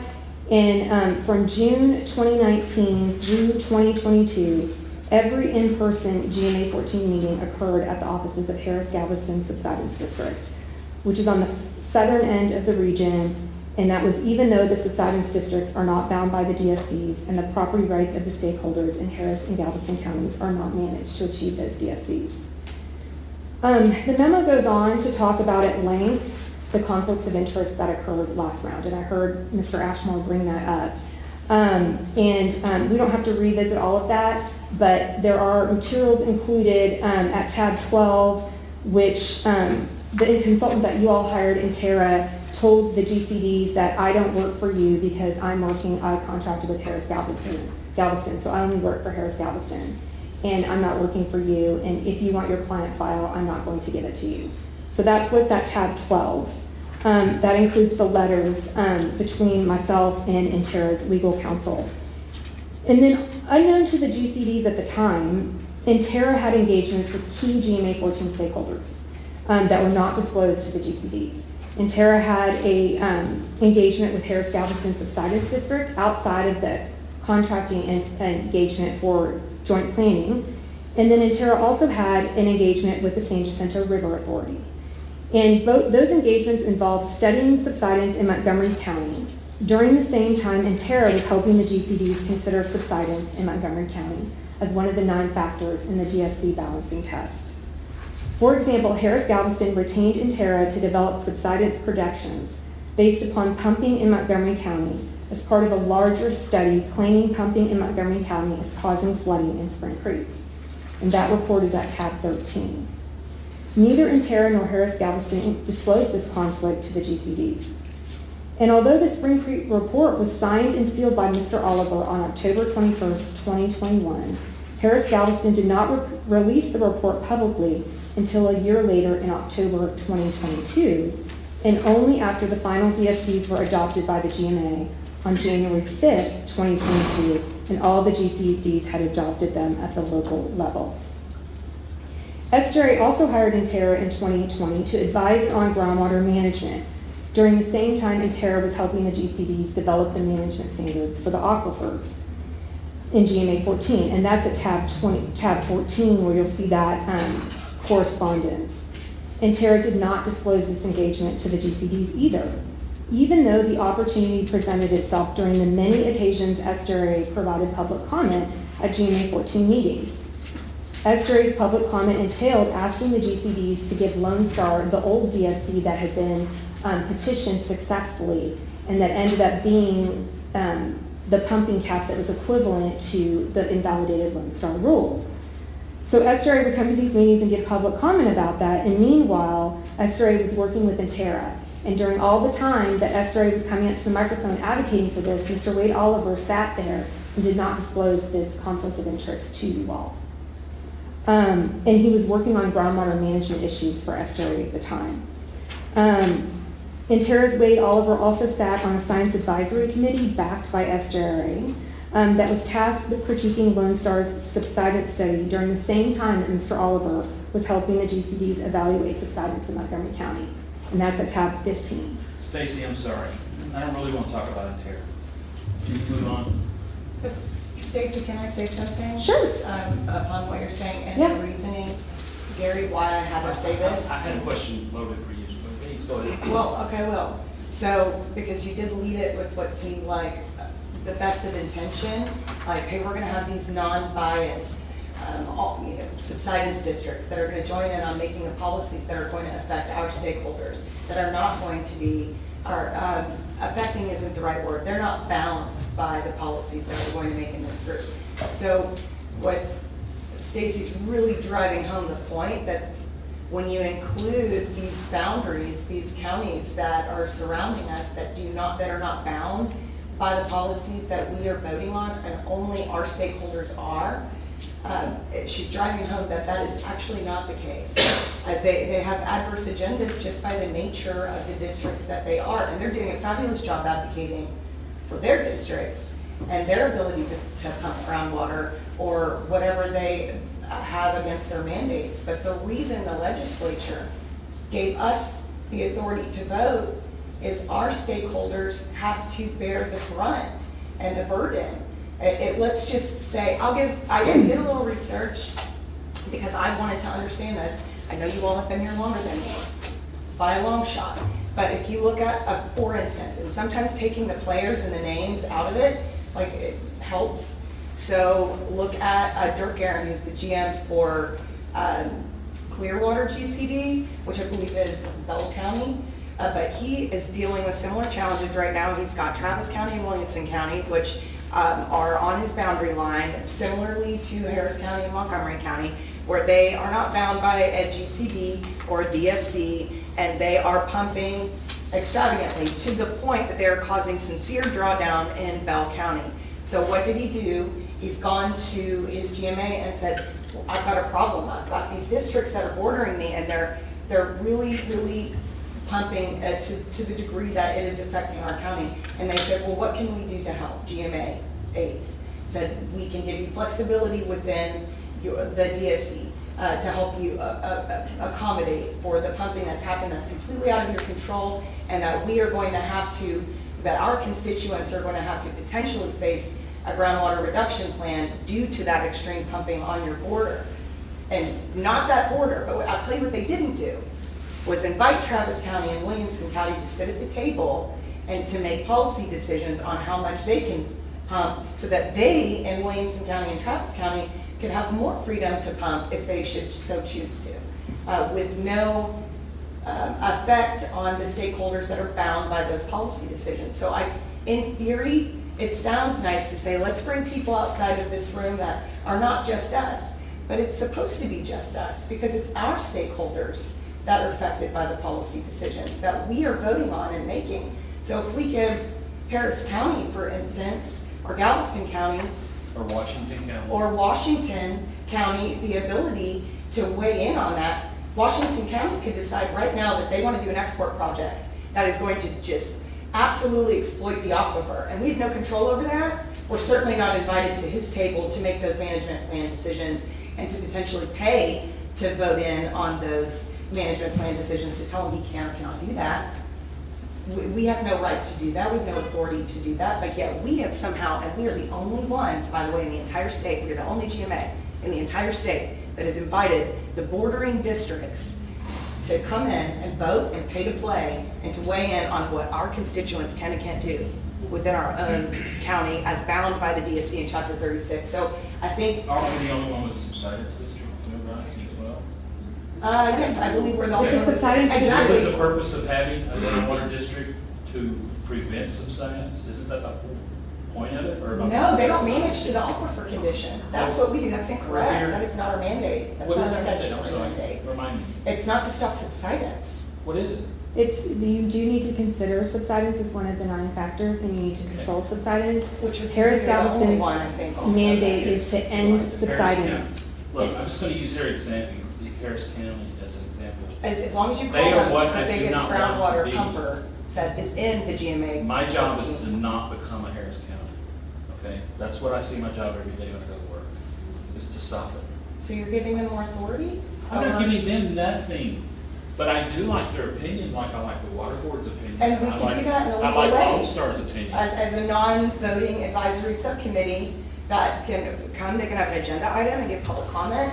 And I mean, I don't know if you or any of us have been invited to sit at the table for Harris County and help develop their management plan on groundwater pumping, but I think that has been an issue and a point of contention, and I think when you look at it to that Sarah, degree. I would ask you, first of all, professional interpretation, okay? Thank you. And no disrespect, but I want to talk to her for a minute, okay? Sarah, I don't understand why of everything, Chapter 36, the history of this board, why did you pick out that you want to exclude Washington County and Harris County and Fort Bend out of this process? What triggered that? Is there some you don't trust? I don't know if it's in Terra, I don't know Wade, but I'd like to know, why did this come up of the bazillion things you could concentrate on? Why did you ask your legal counsel to go dig up as much evidence as possible for us to exclude them?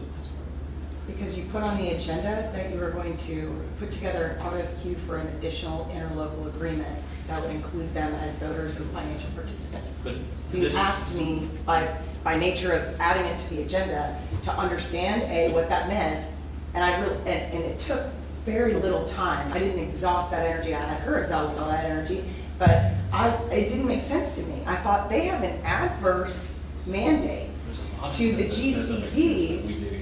And so why, and answering the question, you asked me, I have done some research trying to understand why it has been so politically charged in GMA 14 specific. And your previous consultant told us at the April meeting, because I asked that, all of the jokes, that GMA 14 is so complicated and difficult. I said, Bill, I asked Bill directly at our April meeting, I said, is it because Montgomery has so many challenges in our county with population growth, and Brazoria County has extra challenges being bordered by 2 subsidence districts on the coast. And he said, no, it is strictly the subsidence districts. He said, you'd be a garden variety GMA. That was your consultant. He said, it's because you are bordered by subsidence districts. And so, yes, I went and I did research on that, and I thought, what does that mean? Is it because we continue to give them influence over the table because we think it's the right thing? I don't think anyone's doing that with Mount 10 But what in is this the room. I think they're doing a great job. What have they ever advocating. done that hurt us? Do you have an example? I didn't hear it. I live in Lake Houston presently, so I am watching on that border whenever I come over Montgomery County with all of these issues with land development. There's a lot that's going on right along that border. But that's what really triggered, since you asked where a lot of these ideas came from me, because I'm watching thousands and thousands of acres right now in Harris County at the border of Montgomery County. This is development. This is what we do. We progress. We move. They are dealing with demand. This isn't a dig either at Harris Galveston. I do not envy your population count and your demand or your mandate or how you're trying to control that. And so it makes sense that you are coming to the table saying, it would be great if you guys could pump less because we have this overwhelming demand and we want to keep pumping and we're trying to stop subsidence. So it's not a matter of protection of the aquifer, it's a matter of who gets it. On which side are they going to get it? Are they going to get it on my side of the arbitrary political line, or are they going to get it on your side of the arbitrary political line? Those water tanks are going up. Those water plants are going up on the Harris County line right there on the edge of Montgomery County. And at the sheer size of them, I looked at it and went, this isn't about conservation. This is about who gets it. This really is political. So why are they sitting at our table encouraging the policies and plans for potential pumping caps that they could never accomplish? They would bust out of the water. They would smash our DFC simply by the sheer size and amount of groundwater demand that they have there. So we have to do our part. We've been given statutory mandate. And our legislator, What's our part, Sarah? to be a groundwater conservation district, to not hand up, you're working And to not listen to potentially. anyone but the person that we choose? I don't think we're I'm sorry, Stacy. I'm talking to Sarah, forgive me. I don't mean. Sarah, if you want me to Rephrase the answer, question, if you want me to answer, I'm happy to. I'm answer. saying that you only want to choose the people to speak to, no one else. You don't want their opinions. Not at all. I didn't say that at all. I don't want them to vote. But pushing them away from the table, not having them have any skin in the game, is saying that you're marginalized. I do want the authority of the legislature I mean, has told us to do the now. If you think previous that you have more interlocal authority agreement than was ran that, by Lone Star. or that if you think that if you're contesting what the legislature chose to do, that that's a different conversation. You should take that to the state. Look, I'm not a legal person. No, I'm not through, John. Oh, I'm not a wow. legal person. That's your interpretation. I would definitely need my own legal counsel to interpret this. Oh, well, you know, back at you, Stacy. You can Okay. speak for the district, please, on the legal point of it. I think you have Are every there bit any of other it right major here. points that you need to get out? Yeah, I'm gonna wrap up. At tab 16, the relationship that Harris Galveston was given as the contracting entity, and then in Tara's relationships with them, caused information to be shared with SRA before it was, during joint planning, before it was ever shared with the GCDs. And so the non-disclosure of those conflicts to the GCDs ended up having the GCDs take Wade Oliver's advice without questioning it, because they had no reason to question it at the time. In 2018, when Wade Oliver was hired, he certified to the GCDs. Despite his lawyer saying he didn't represent y'all, he knew who his client was, because he told you all in 2018, when you considered him for that job, that he had no conflicts with the GCDs, and then he never told you otherwise. And he's the one who suggested a subsidence DFC metric, one that I asked Mr. Oliver at a meeting, and I said, hey, where are you getting the subsidence DFC from? You know, no one asked you to do that. Where is this coming from, Mr. Oliver? And he said, as a consultant, I have a right to make a recommendation to you about a subsidence DFC, and I'm making one. And he never disclosed the conflicts to you about, with these other relationships, how he was studying subsidence for other entities who had other agendas. And so you took his advice at face value. And now what we have is a subsidence DFC that was developed in the midst of serious conflicts of interest that were not disclosed, that has become the status quo for this group. And so Lone Star encourages y'all to hire the consultants that you're choosing, and evaluate whether a subsidence DFC is appropriate this round, whether, and if so, what is a reasonable amount of subsidence. And on the last part of the memo, I've included the bullet points about how Chapter 36 lays out joint planning and how you can do it legally. And Sarah is not saying that people should not participate.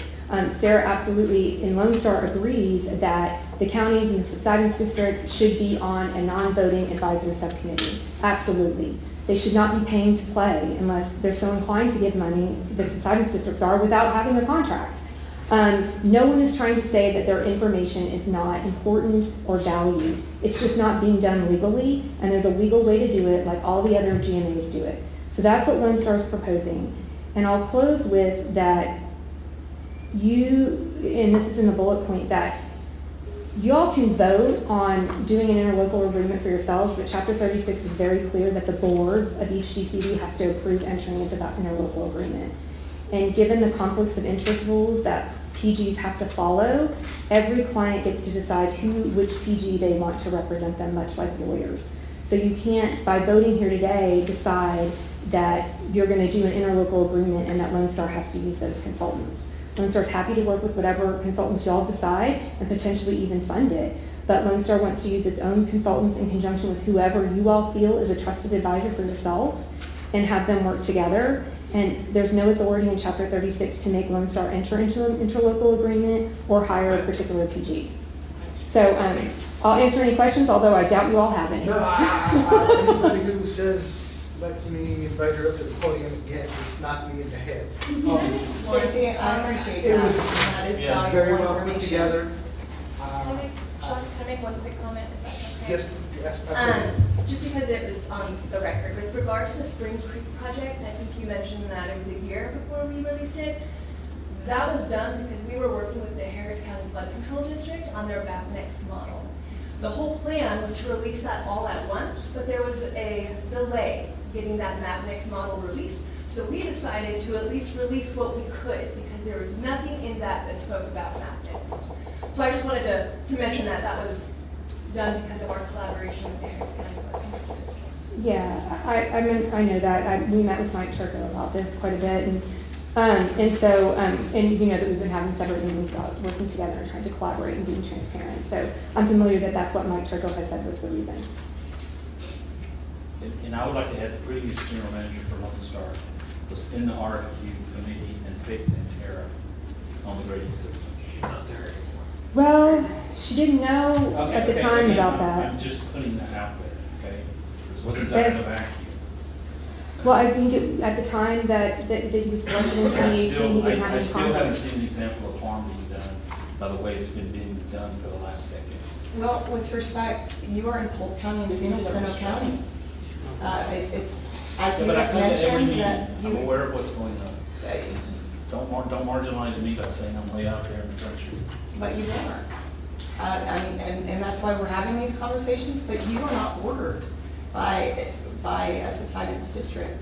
So it's going I to hope affect to never Missouri be, I County. hope and Missouri Wyoming. County has plenty of water for Okay, decades. let's move along. Does anyone have any questions for me? Can I just make a public comment? Absolutely. Because I Of think- course, if you're on the panel, thank you for letting me speak. No. So, You don't get a vote, but you. no, listen, I think that what needs to be said here is that when you understand the rules and you know the law, you follow the law.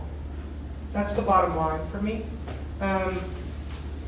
Ignorance to the law and misinterpreting the law leads to making mistakes. Today, we've been made apprised of the law. So we follow the law going forward. I don't have a problem with that. Washington County has enjoyed the opportunity to be at these meetings. Washington County was invited.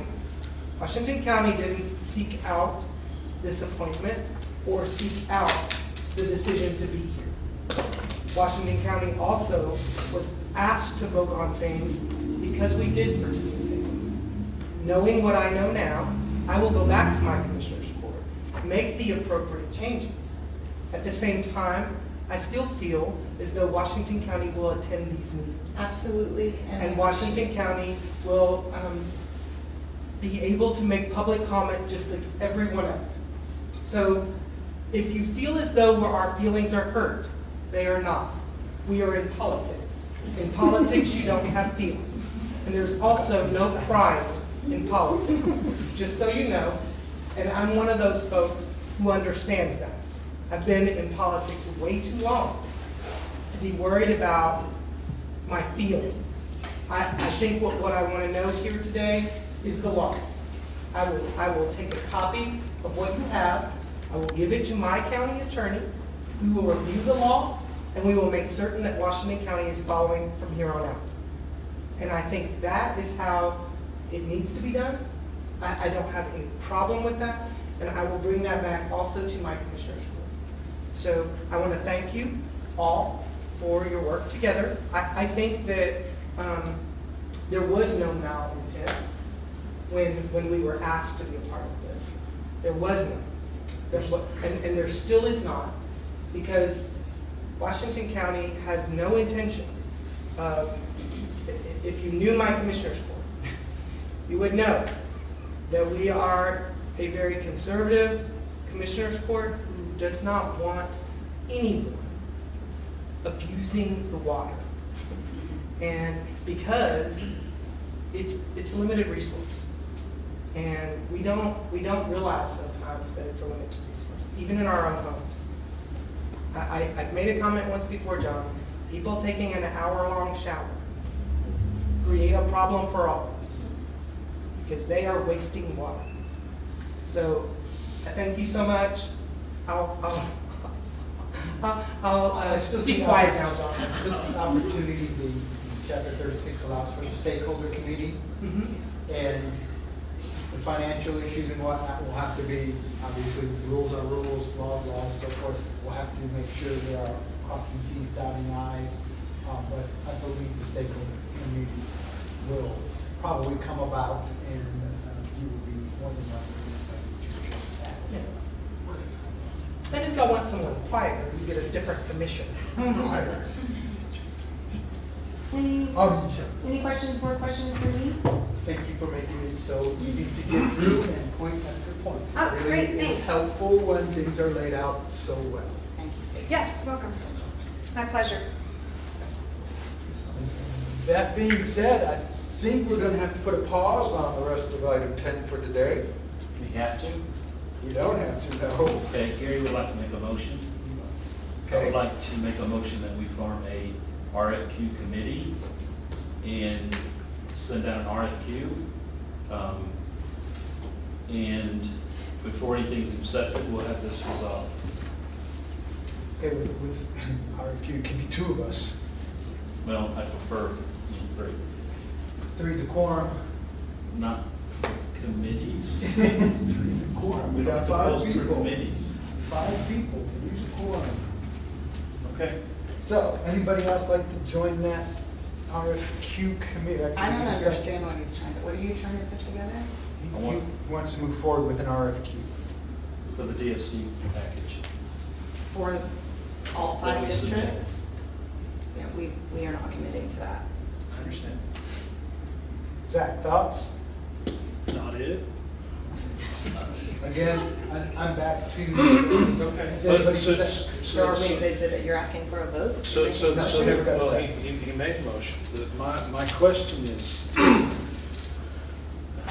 in the previous round, we had a centralized consultant that walked us through the entire DFC process, from all the criteria, factors, made those presentations, ultimately did the modeling work, and then ultimately put together the draft explanatory report and the final explanatory report, including submitting that to TWDB to meet all of our deadlines.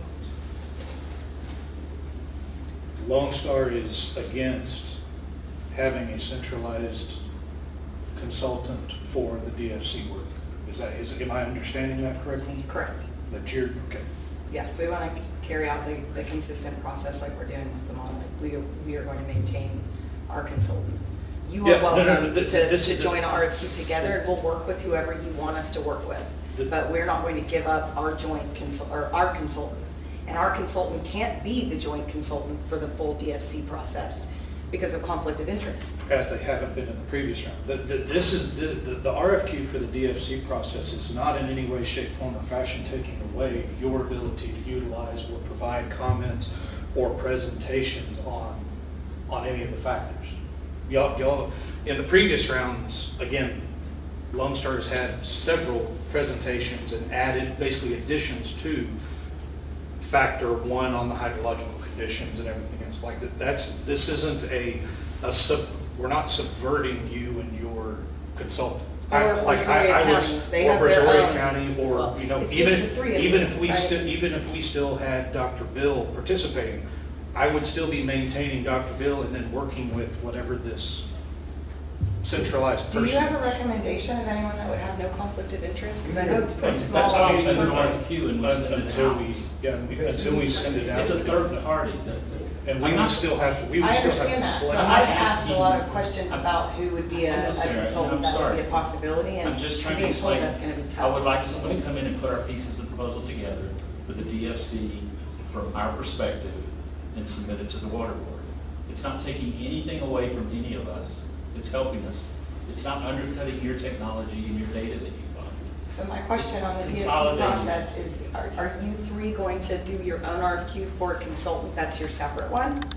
And then we're going to have an RFQ for all of us? Or are you guys going to just use them? I'm proposing that us as an entity, GMA 14, do just as we've done in the past and put out an RFQ for a hydrologist or a company to come in and put our DFC package and walk us through the mandatory steps and requirements to defend it, to send it to the water board on time. That's all. Are you asking, is that RFQ including a cost share? Yeah. Is It's that gonna the be- it's gonna cost money, motive right? behind it? Because I just want them actually on the table. Because are you uncomfortable with Lone Star being led by AGS and Brazoria County being led by Jason Fenowitz? I'm sorry if I say No. your last name wrong. No. And I'm then not- the three of no. you still need to get a consultant. So No. why are you so, all three of you seem to be very consistently, I think the You issue want that- is we need that a one. ringleader. We need somebody who comes to the meeting and presents the data from all these 9 elements to us. Somebody who says, when we sit here and start talking actual DFCs for throwing through the scenarios in the computer model, an entity that then takes those numbers, runs it for the whole GMA, and then comes back with element, 5, 6, 7, and 8. as opposed to what we've been doing, which is they're working together doing the same exact thing right now. But if, no, Except- we haven't been doing it. We haven't been working from a different, we're talking solely the DFC process. Well, I know we haven't been doing that on the DFC, but we've been doing that on the model, and it worked fine, outside of the fact that the three of your consultant struggled Yes, with that we've process. been trying previously, and from all of the other GMAs, I believe there's only 2 that have ever gone down or used a consultant by committee. 8 and 12, I think, are the only 2 that at least to my knowledge right now, that have used the consultant by committee. Every other GMA has always had a centralized consultant doing the DFC process work. And like you had said, we may be more of a challenging GMA than some of the GMAs you're speaking of, so that may be I mean, why our process has been a little different. Yes, Jim? Can I ask just a clarifying question? So you were suggesting, Gary, Yes, sir. John, a 2-person committee to look into who could do this for us? You said 2, I wanted 3 on the RFQ, but. Do what? I wanted 3 on the RFQ committee. Well, but you can't Only have because the last 2 times I've been on with Lone Star, there was 3 people that was on. Say what? The last 2 times we did DFCs, there was an RFQ committee made up of 3 people. Lone Star was one of those members. And It was also the included committee in- was essentially meant to review the responses. That's right. Our individual pieces of the pie, We're- they assembled it, they came to the meetings and made their recommendations, make sure we met the agenda and the steps for the DFC package to submit. They didn't undermine or question our hydrologists' information. They were just consolidating it all together. Sarah, That's not the question I was asking, and I still haven't heard an answer.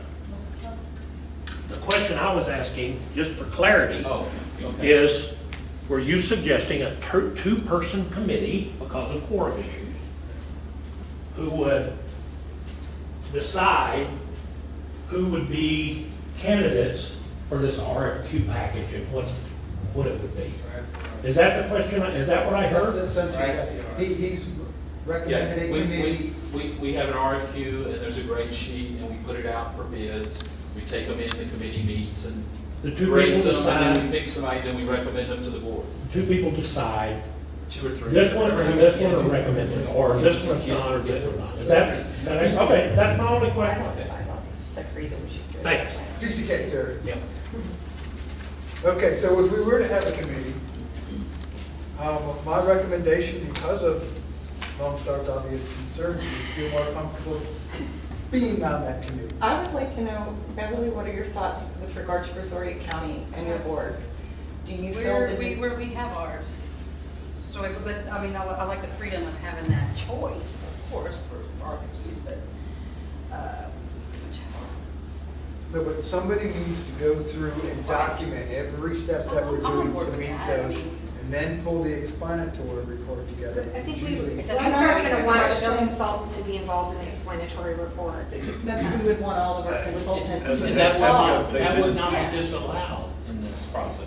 But you're asking for additional funding, an RFQ, so we're going to pay for Yeah, the our DFC package is own. good to put together. So you're asking for a cost sharing for additional dollars to go towards a singular consultant when Brazoria County and Montgomery County are already comfortable with our consultants. The three of you, so we've got Not three of Lower us. Trinity, Southeast. It's one of the reasons we had the People bought interlock it. agreement, because we had more people funding the overall work.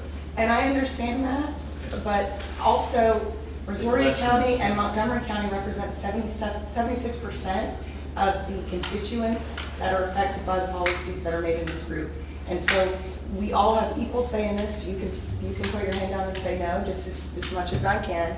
But I think that our voice should matter as well in this. And the three of you at this moment, I say you, the three of your districts at this moment are without a consultant. So it would make sense, and we support you if you would like to do an RFQ for a singular consultant for you again.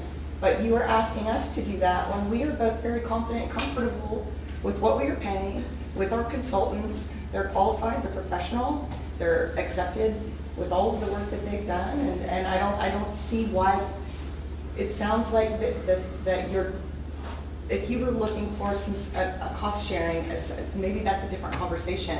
Completely and totally, because that has we have to get RFQs back before we can have any discussions on Please, I cost. promise you, I'm not, you haven't been through one of these yet. And I think you're missing part of the steps. Enlighten me. It's every district has a piece of that pie of using their hydrologists to come up with their numbers, right? What they're gonna use for agriculture, what they're gonna need for their public works. All this hydrologist does for the DFC package is they consolidate all that together, make the report, and send it off to the Texas Water Board. That's all they do. They make recommendations on what the Yeah, DFC should be. they don't override Lone Star's data, they don't override Jack's data, they don't override my So data. this is not what you had previously, where they did make recommendations, and they did, that's where we They would got run, the subsidence. like we would ask them to run a model or a scenario that said, hey, if we needed a little bit more water over here or less water over here, they would run the scenario and they would come back to the board and tell us what that meant. But we had the ultimate say-so. Well, can I ask a question to James and to Jason, who represent AGS, and Jason with Reasonable? Can you both speak on whether or not you believe that you need that joint consultant to consolidate your work to turn into the Water Development Board? Or do you feel confident that you together collectively, and to whatever consultant that the three of you utilize, that you would be willing to do that? Do you think it would be to the benefit, or what are your thoughts? I mean, my overriding thought is, as a consultant to the GCDs always make the decisions. You always finalize the final language in the explanatory report with your, as a group, and you vote on it. We provide input. Yeah, I would just say, to go along with that, same sort of thing. We're able to work this any way the GCDs want to do it, so we're opening you these options. Using a central consultant, as you all have in the past, supporting that, or if there's something we can do to work together and contribute to that, whatever you all feel comfortable with. Thank you.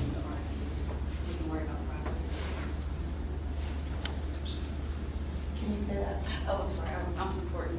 She was asking me to clarify. So my motion is this. I'm asking for us to put together a committee to define an RFQ and send it out and see if anyone, hell, is even interested in being our GMA 14 representative to consolidate all of our engineering data and submit it to the Texas Board. That's what my motion is. That's a simple thing. I'm not asking I'm us. not trying to be difficult, I'm really not. I understand you're not. But because of walking quorum issues, and because we've already kind of run into some of this, and simply by the nature that the three of you share a consultant, so you're going to be having these conversations. I don't like the committee, which could be an overwhelming vote to the RFQ. Well, in the past, it was a grading system ran by Kathy. She developed a ranking system for Lone Star. And we graded, they came in and presented a written, and then we talked to them. And then we all did grades. And then the three committee members sat down and chose someone, recommended them to the board, told the board why, and then we hired them. We got together the money. Harris County was nice enough last time to run an interlocal agreement and hold the money and pay the bills. Before that, it was Lone Star. They took our money. I wrote a check to Lone Star every quarter until it was consolidated, and they submitted it and paid the consolidated hydrologist. I don't think I'm wrong. That's the way it was done. You're correct. Do we have a second on that motion? I'll second. We do not have a second. Any further discussion? I'm worried about Lone Star, guys. I'm looking out in this audience, okay? Because I know she's not entitled to make a 100% decision. I'm not trying to screw you guys over with this, okay? I'm not trying to do some trickery that's going to mess up y'all's data. I just got through telling y'all an hour ago, I'm for y'all doing as much data as you want in science lesson. But y'all don't understand who on this board at this DIS is going to take all of our engineering report and consolidate it to meet the standard that has to go over to Natalie. Who's going to do it? Our current consultant. Yeah, James What did it last. consultant? So James- you want You don't James to have a take all of consultant. our districts? No, you can get a consultant. You're saying that because you don't have one, you're forcing us to get an additional I one? haven't said today I don't have one. Do You you? keep saying you three don't have one, that's not true. I'm sorry. I have one. We're not telling you that you even have to sign on to it. Like, Then we're- maybe I am we're- misunderstanding. I we're thought it was an not- we are- RFQ for this group to have a shared. For the DFC process, which has all of the documentation of each of the 9 I'm well aware of what factors. you're saying. Why do we need someone outside of our current consultant for the DFC process? I've heard it three different times. Because it's Why the do we way- need another consultant? Because it's the way we've always done it. That's not an answer. Okay, if you don't like my answers, that's fine. That's not an I'm answer. just, okay. The way we've always done it is, And I'm again, coming you- into this industry fresh, I can tell you, none of you should ever say that anymore. And you've highlighted all of the reasons why we're never going to do it that way again. I understand that completely. But the reasons for a consolidated consultant are to go through and have a one-person individual looking at the entirety of the 21 counties of GMA 14 and stepping through that, stepping through the criteria. That's in addition to anything that Montgomery County or Lone Star or Brazoria or Southeast Texas, Lower Trinity or Bluebonnet needs and or wants to or identifies as additional information that needs to be highlighted in any of those pieces. It's not cutting out any of our individual consultants. I have just a general question on that, and you don't have to roast me if you want to, but it is my first No, time in the no, we DFC don't want to. process.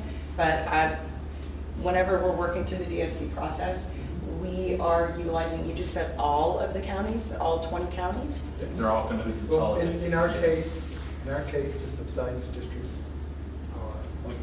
It is all of the county information, not the entity. Even the ones. I'm not that saying that we're bringing in the subsidence districts, but all of the counties are considered in the DFC process. All of the individual stuff, because there are mags for each individual county that come out of this that then feed into the state water plan.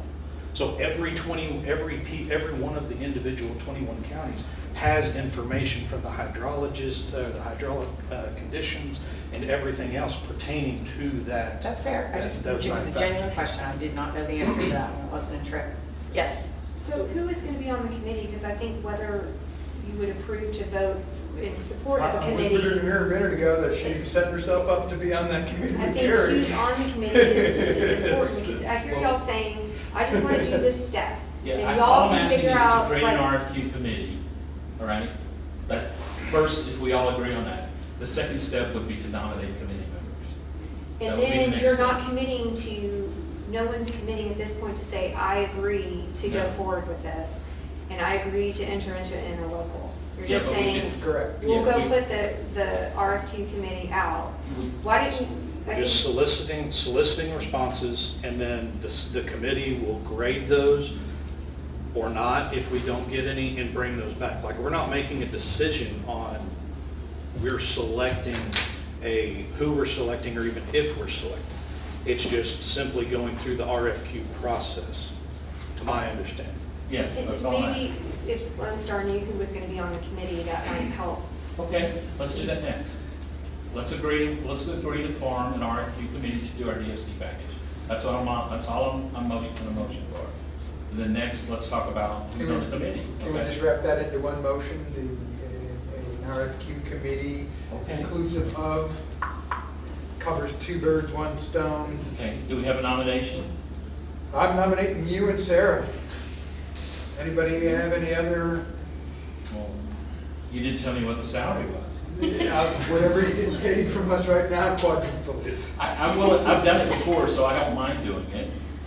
So I don't mind being part of the committee, and I would love working with Sarah if she wishes to do it. We want to support and help with your RFQ process, yes. I just, at this moment, until I really understand why that would be to benefit for. All the committee, I would see at the first stage of this part, Sarah, is we come together as a committee, we have some discussions. We come out with what the RFQ we're going to ask people to bid on, which is pretty standard. Everybody knows how to do that. When we send it out to the whole world and say, is anyone interested in making a bid on this RFQ?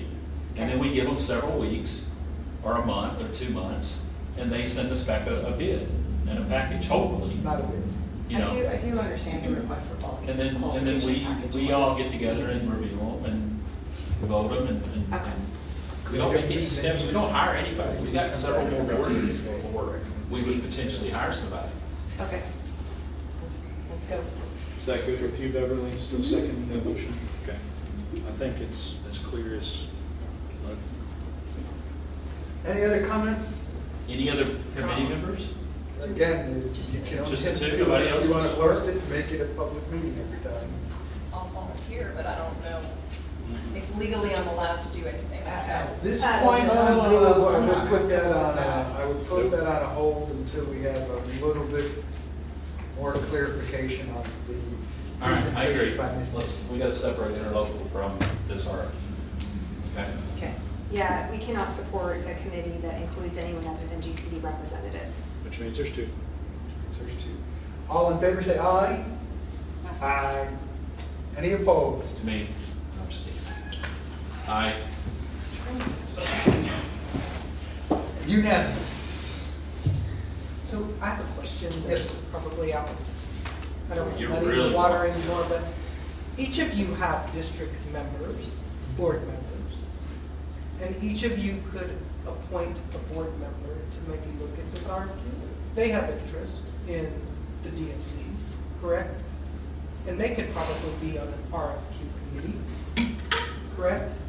Legally? I don't know Well, actually. I don't know, because technically these representatives are appointed by the presiding officer, so it's a weird thing because GMA is not really, it's a legal fiction. It doesn't exist other than just like created by the legislature. And so the quorum rules and what constitutes a quorum is a little, it's not as clear as like a board of directors, where it's clearly outlined in the enabling legislation of the district. This is a little different, but to be prudent and cautious, you should only appoint 2 people on it. And it would be the representative that the GCD board designates to sit in this seat. Are your board members paid? No. Okay. They get reimbursed for reasonable travel expenses, and then they get their Most per of my board diems. members aren't paid. I was either, not so They finished. have full-time jobs. They I'm pay me assuming to as do well. this, to follow what she's saying. Okay. Just a question. Believe me, I wish I was paid. They get per diems. is what I was trying to say. But they're capped out at a certain amount. I understand. It's not Okay, so full. we've got number 10 set up for now. Does anybody want to take any further action at this point other than sorting out an RFQ, the RFQ and getting maybe some submittals? No. Is that kind of a- Sarah and I will work directly, and by the next meeting, we'll come up with a template for an RFQ for y'all to review. Okay? Whatever our next meeting's going to be. So we're going to be on We have plenty of time. When do we, is there a space for new business? Can you let me know when we get that? discussion in the next meeting, the agenda items. All right, thank you. Okay, so not hearing any other topics for item number 10. Number 11, discussion possible action regarding minimum number of days documents should be made available to the GMA members prior to the meeting.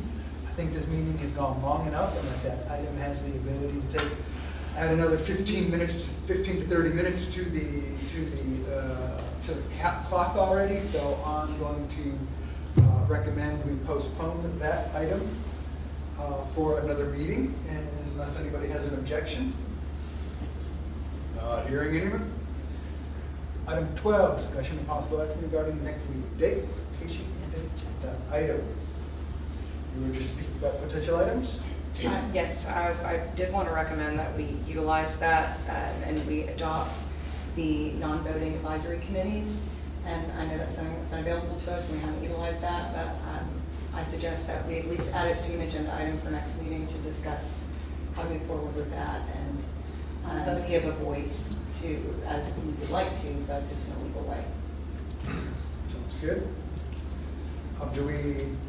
I will just add that, no disrespect, attorneys take a long time to do things, so give me a few weeks. This isn't an easy thing to review.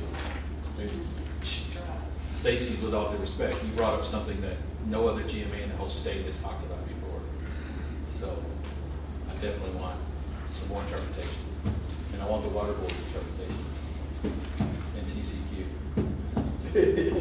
And the Attorney General, dang it. Well, I think they've all spoken and it's right here in the book for you. I know. But if your council finds contrary authority and I'm wrong, I stand to be corrected. I would be I very agree. interested in looking at that authority. But working with lawyers reminds me of saying my dad used to say about interpretations are like opinions. They're like butts. Everyone's got one, most of us can't. Not What that does he you're say saying. about facts? So you say about facts in the law, as written by the legislature. It's interpretation. It's not. So they got butts too? It's interpretation. Timing for our next meeting. That was another, I wanted to suggest that with new business that we actually, because that, I can't read it, so I'm sorry to email you, but I know that this has become a point of contention and we had some legislators write the letters and it says discussion and possible action regarding the next meeting date, location, and agenda items. I would like that we actually try to bring our calendars and knock these things out at the meeting together collectively, so it's not a unilateral decision and you're not pitching all the weight of that decision. Moving forward, I think that that would be a nice standard for us to put together, especially as we move into this joint planning session and we have lots of meetings coming up. I think it would be a lot easier. I agree. I thought usually we do pick a date at these meetings. This last time we didn't, I guess, but usually we always sit here and pick a date. That was my first meeting, so all I know is I thought Oh, we had picked Conroe, but it wasn't confirmed because of date, and then now we're in Brenham. So it just, Once again, we were asked. no, I'm not attacking you or taking a date Yeah, I'm just- anyway, I'm and just it's a saying. beautiful How long facility. ago? and- Because we are on YouTube Live, I'm just telling you. Well, I Just make notes, we were asked. Noted, Commissioner So Shannon. what's the Noted. items that we're going to probably be on the agenda? Is it going to be discussing what Stacy brought up? Obviously. Right now, stakeholder committee and probably updates of any modeling data. They're moving quick enough on that. We'll probably have the ability to look at that kind of thing before. I don't know if I have the authority to recommend this, but I think if Gary wants an item, I'm also a full believer that if you think there's an item that should be brought to us for discussion, and if you want it on the next meeting, then put it on the next meeting. And if you don't have the material available yet, we can always table it. But I think we're doing well. I think we're doing a little thing. I mean, I feel comfortable with that. If he wants to, if you feel obviously comfortable with that. I'm just trying to figure out when approximately she would set a next meeting. I'm good in the Or if August. she will wait, or if she,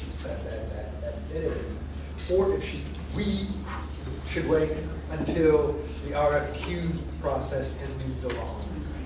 Because right now, we don't have, without the RFQs, without a consultant bringing all the 9 elements together to present in front of us, there's not a lot we can do except for get updates on the modeling and the RFQ stuff.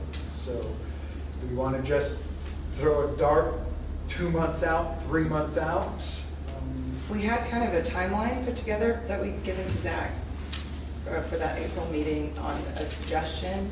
I think it was August. I think y'all were talking about meeting. I believe it was August as well. I can't, don't have a copy of that. I like August. I graduate on the 5th, I'm good after that. Congratulations. It ain't there, but thank you.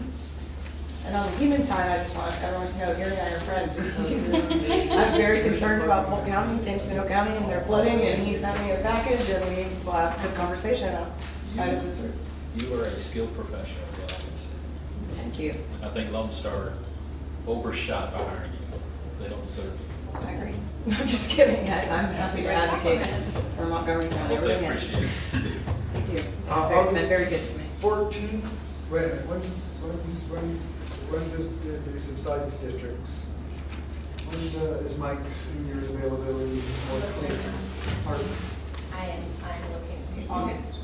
In August, yes. I know you guys, is it like, have specific meeting dates when they? For our, yes, for our board, so it's the second Wednesday and the fourth Wednesday. So the 14th will be a board day. You couldn't until the 3rd. So how about the August? Third week is the summit. Summit. You don't have anything available the week before? Board meeting. Just one board meeting on one day? What about August 13th? Okay, what other days you looking at besides Thursday? Can't be Thursday. How about August 13th in Conroe? That's the day of our board meeting. That's why we suggested today, because our board meeting is in an hour and a half. That takes out Kirk. I just can't do the afternoon. But I'm okay. I'll do what y'all need me.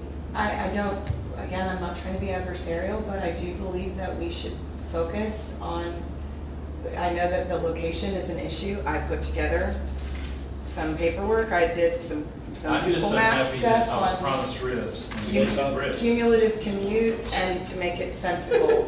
I'm not, when I can speak, let me know. August 27th, again, how about the August 29th? Thursday, I think, seems to be the day that most people can attend. Can you take one down and pass it around? These facilities that you're talking about? It is all the facilities that I have documented that you've utilized in the GMA, and it's driving distances, cumulative driving distances, so that the stakeholders could be who we actually are trying to create the least cumulative driving for. Now, it just so happens that Conroe is a great deal less drive cumulative. To come to Brenham, for all of us, it's a cumulative drive of 9 hours, total commute. For Conroe, it's a cumulative drive of 5.5 hours, and we have streaming and recording abilities. For Friendswood, which is Harris Galveston, it is an 8-hour total commute, though they have streaming and recording abilities. For Livingston, it is a 7-hour total commute. Navasota, 6-hour total commute, so that would be very close to right behind Lone Star, but there is no live streaming and recording abilities at this time. Arlington is a 10-hour total commute, and Jasper, Arlington, no, I just put Brazoria County because she's a GCD. But Angleton? Oh, I'm sorry, I wrote it wrong.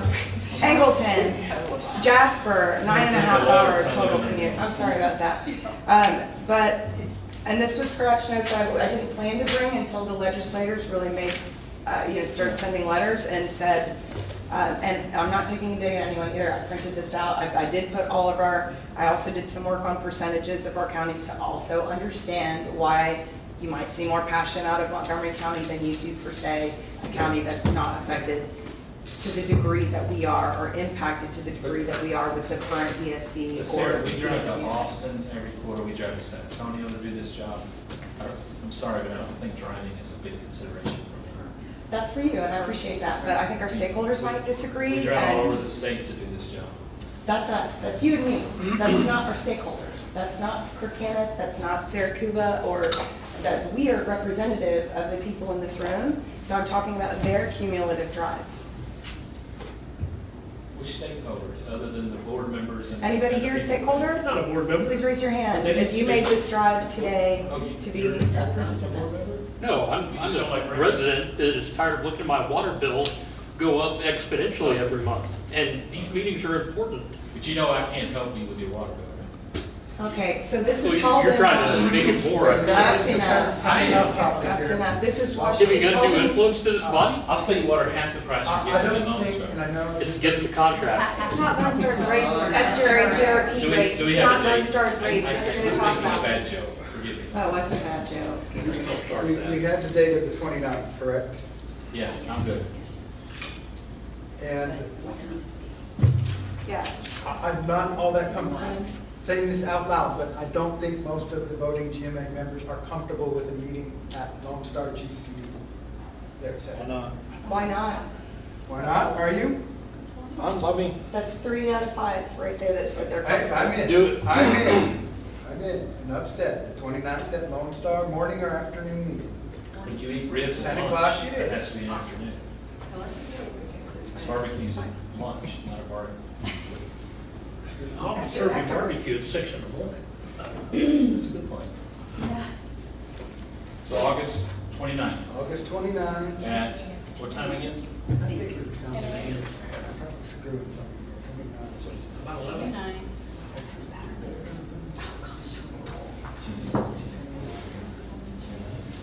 I don't know. Can we do 11? You're asking if I can make it more convenient for the attorney to show up? Listen here, John, she's asking if you can make it more convenient for us as Lone Star, not Aris Galveston or some other entity that's not affected by the choices we're gonna make in that meeting. is it gonna That's, be I'm like a really 1 hour meeting? disturbed by the fact that this doesn't make sense to anybody.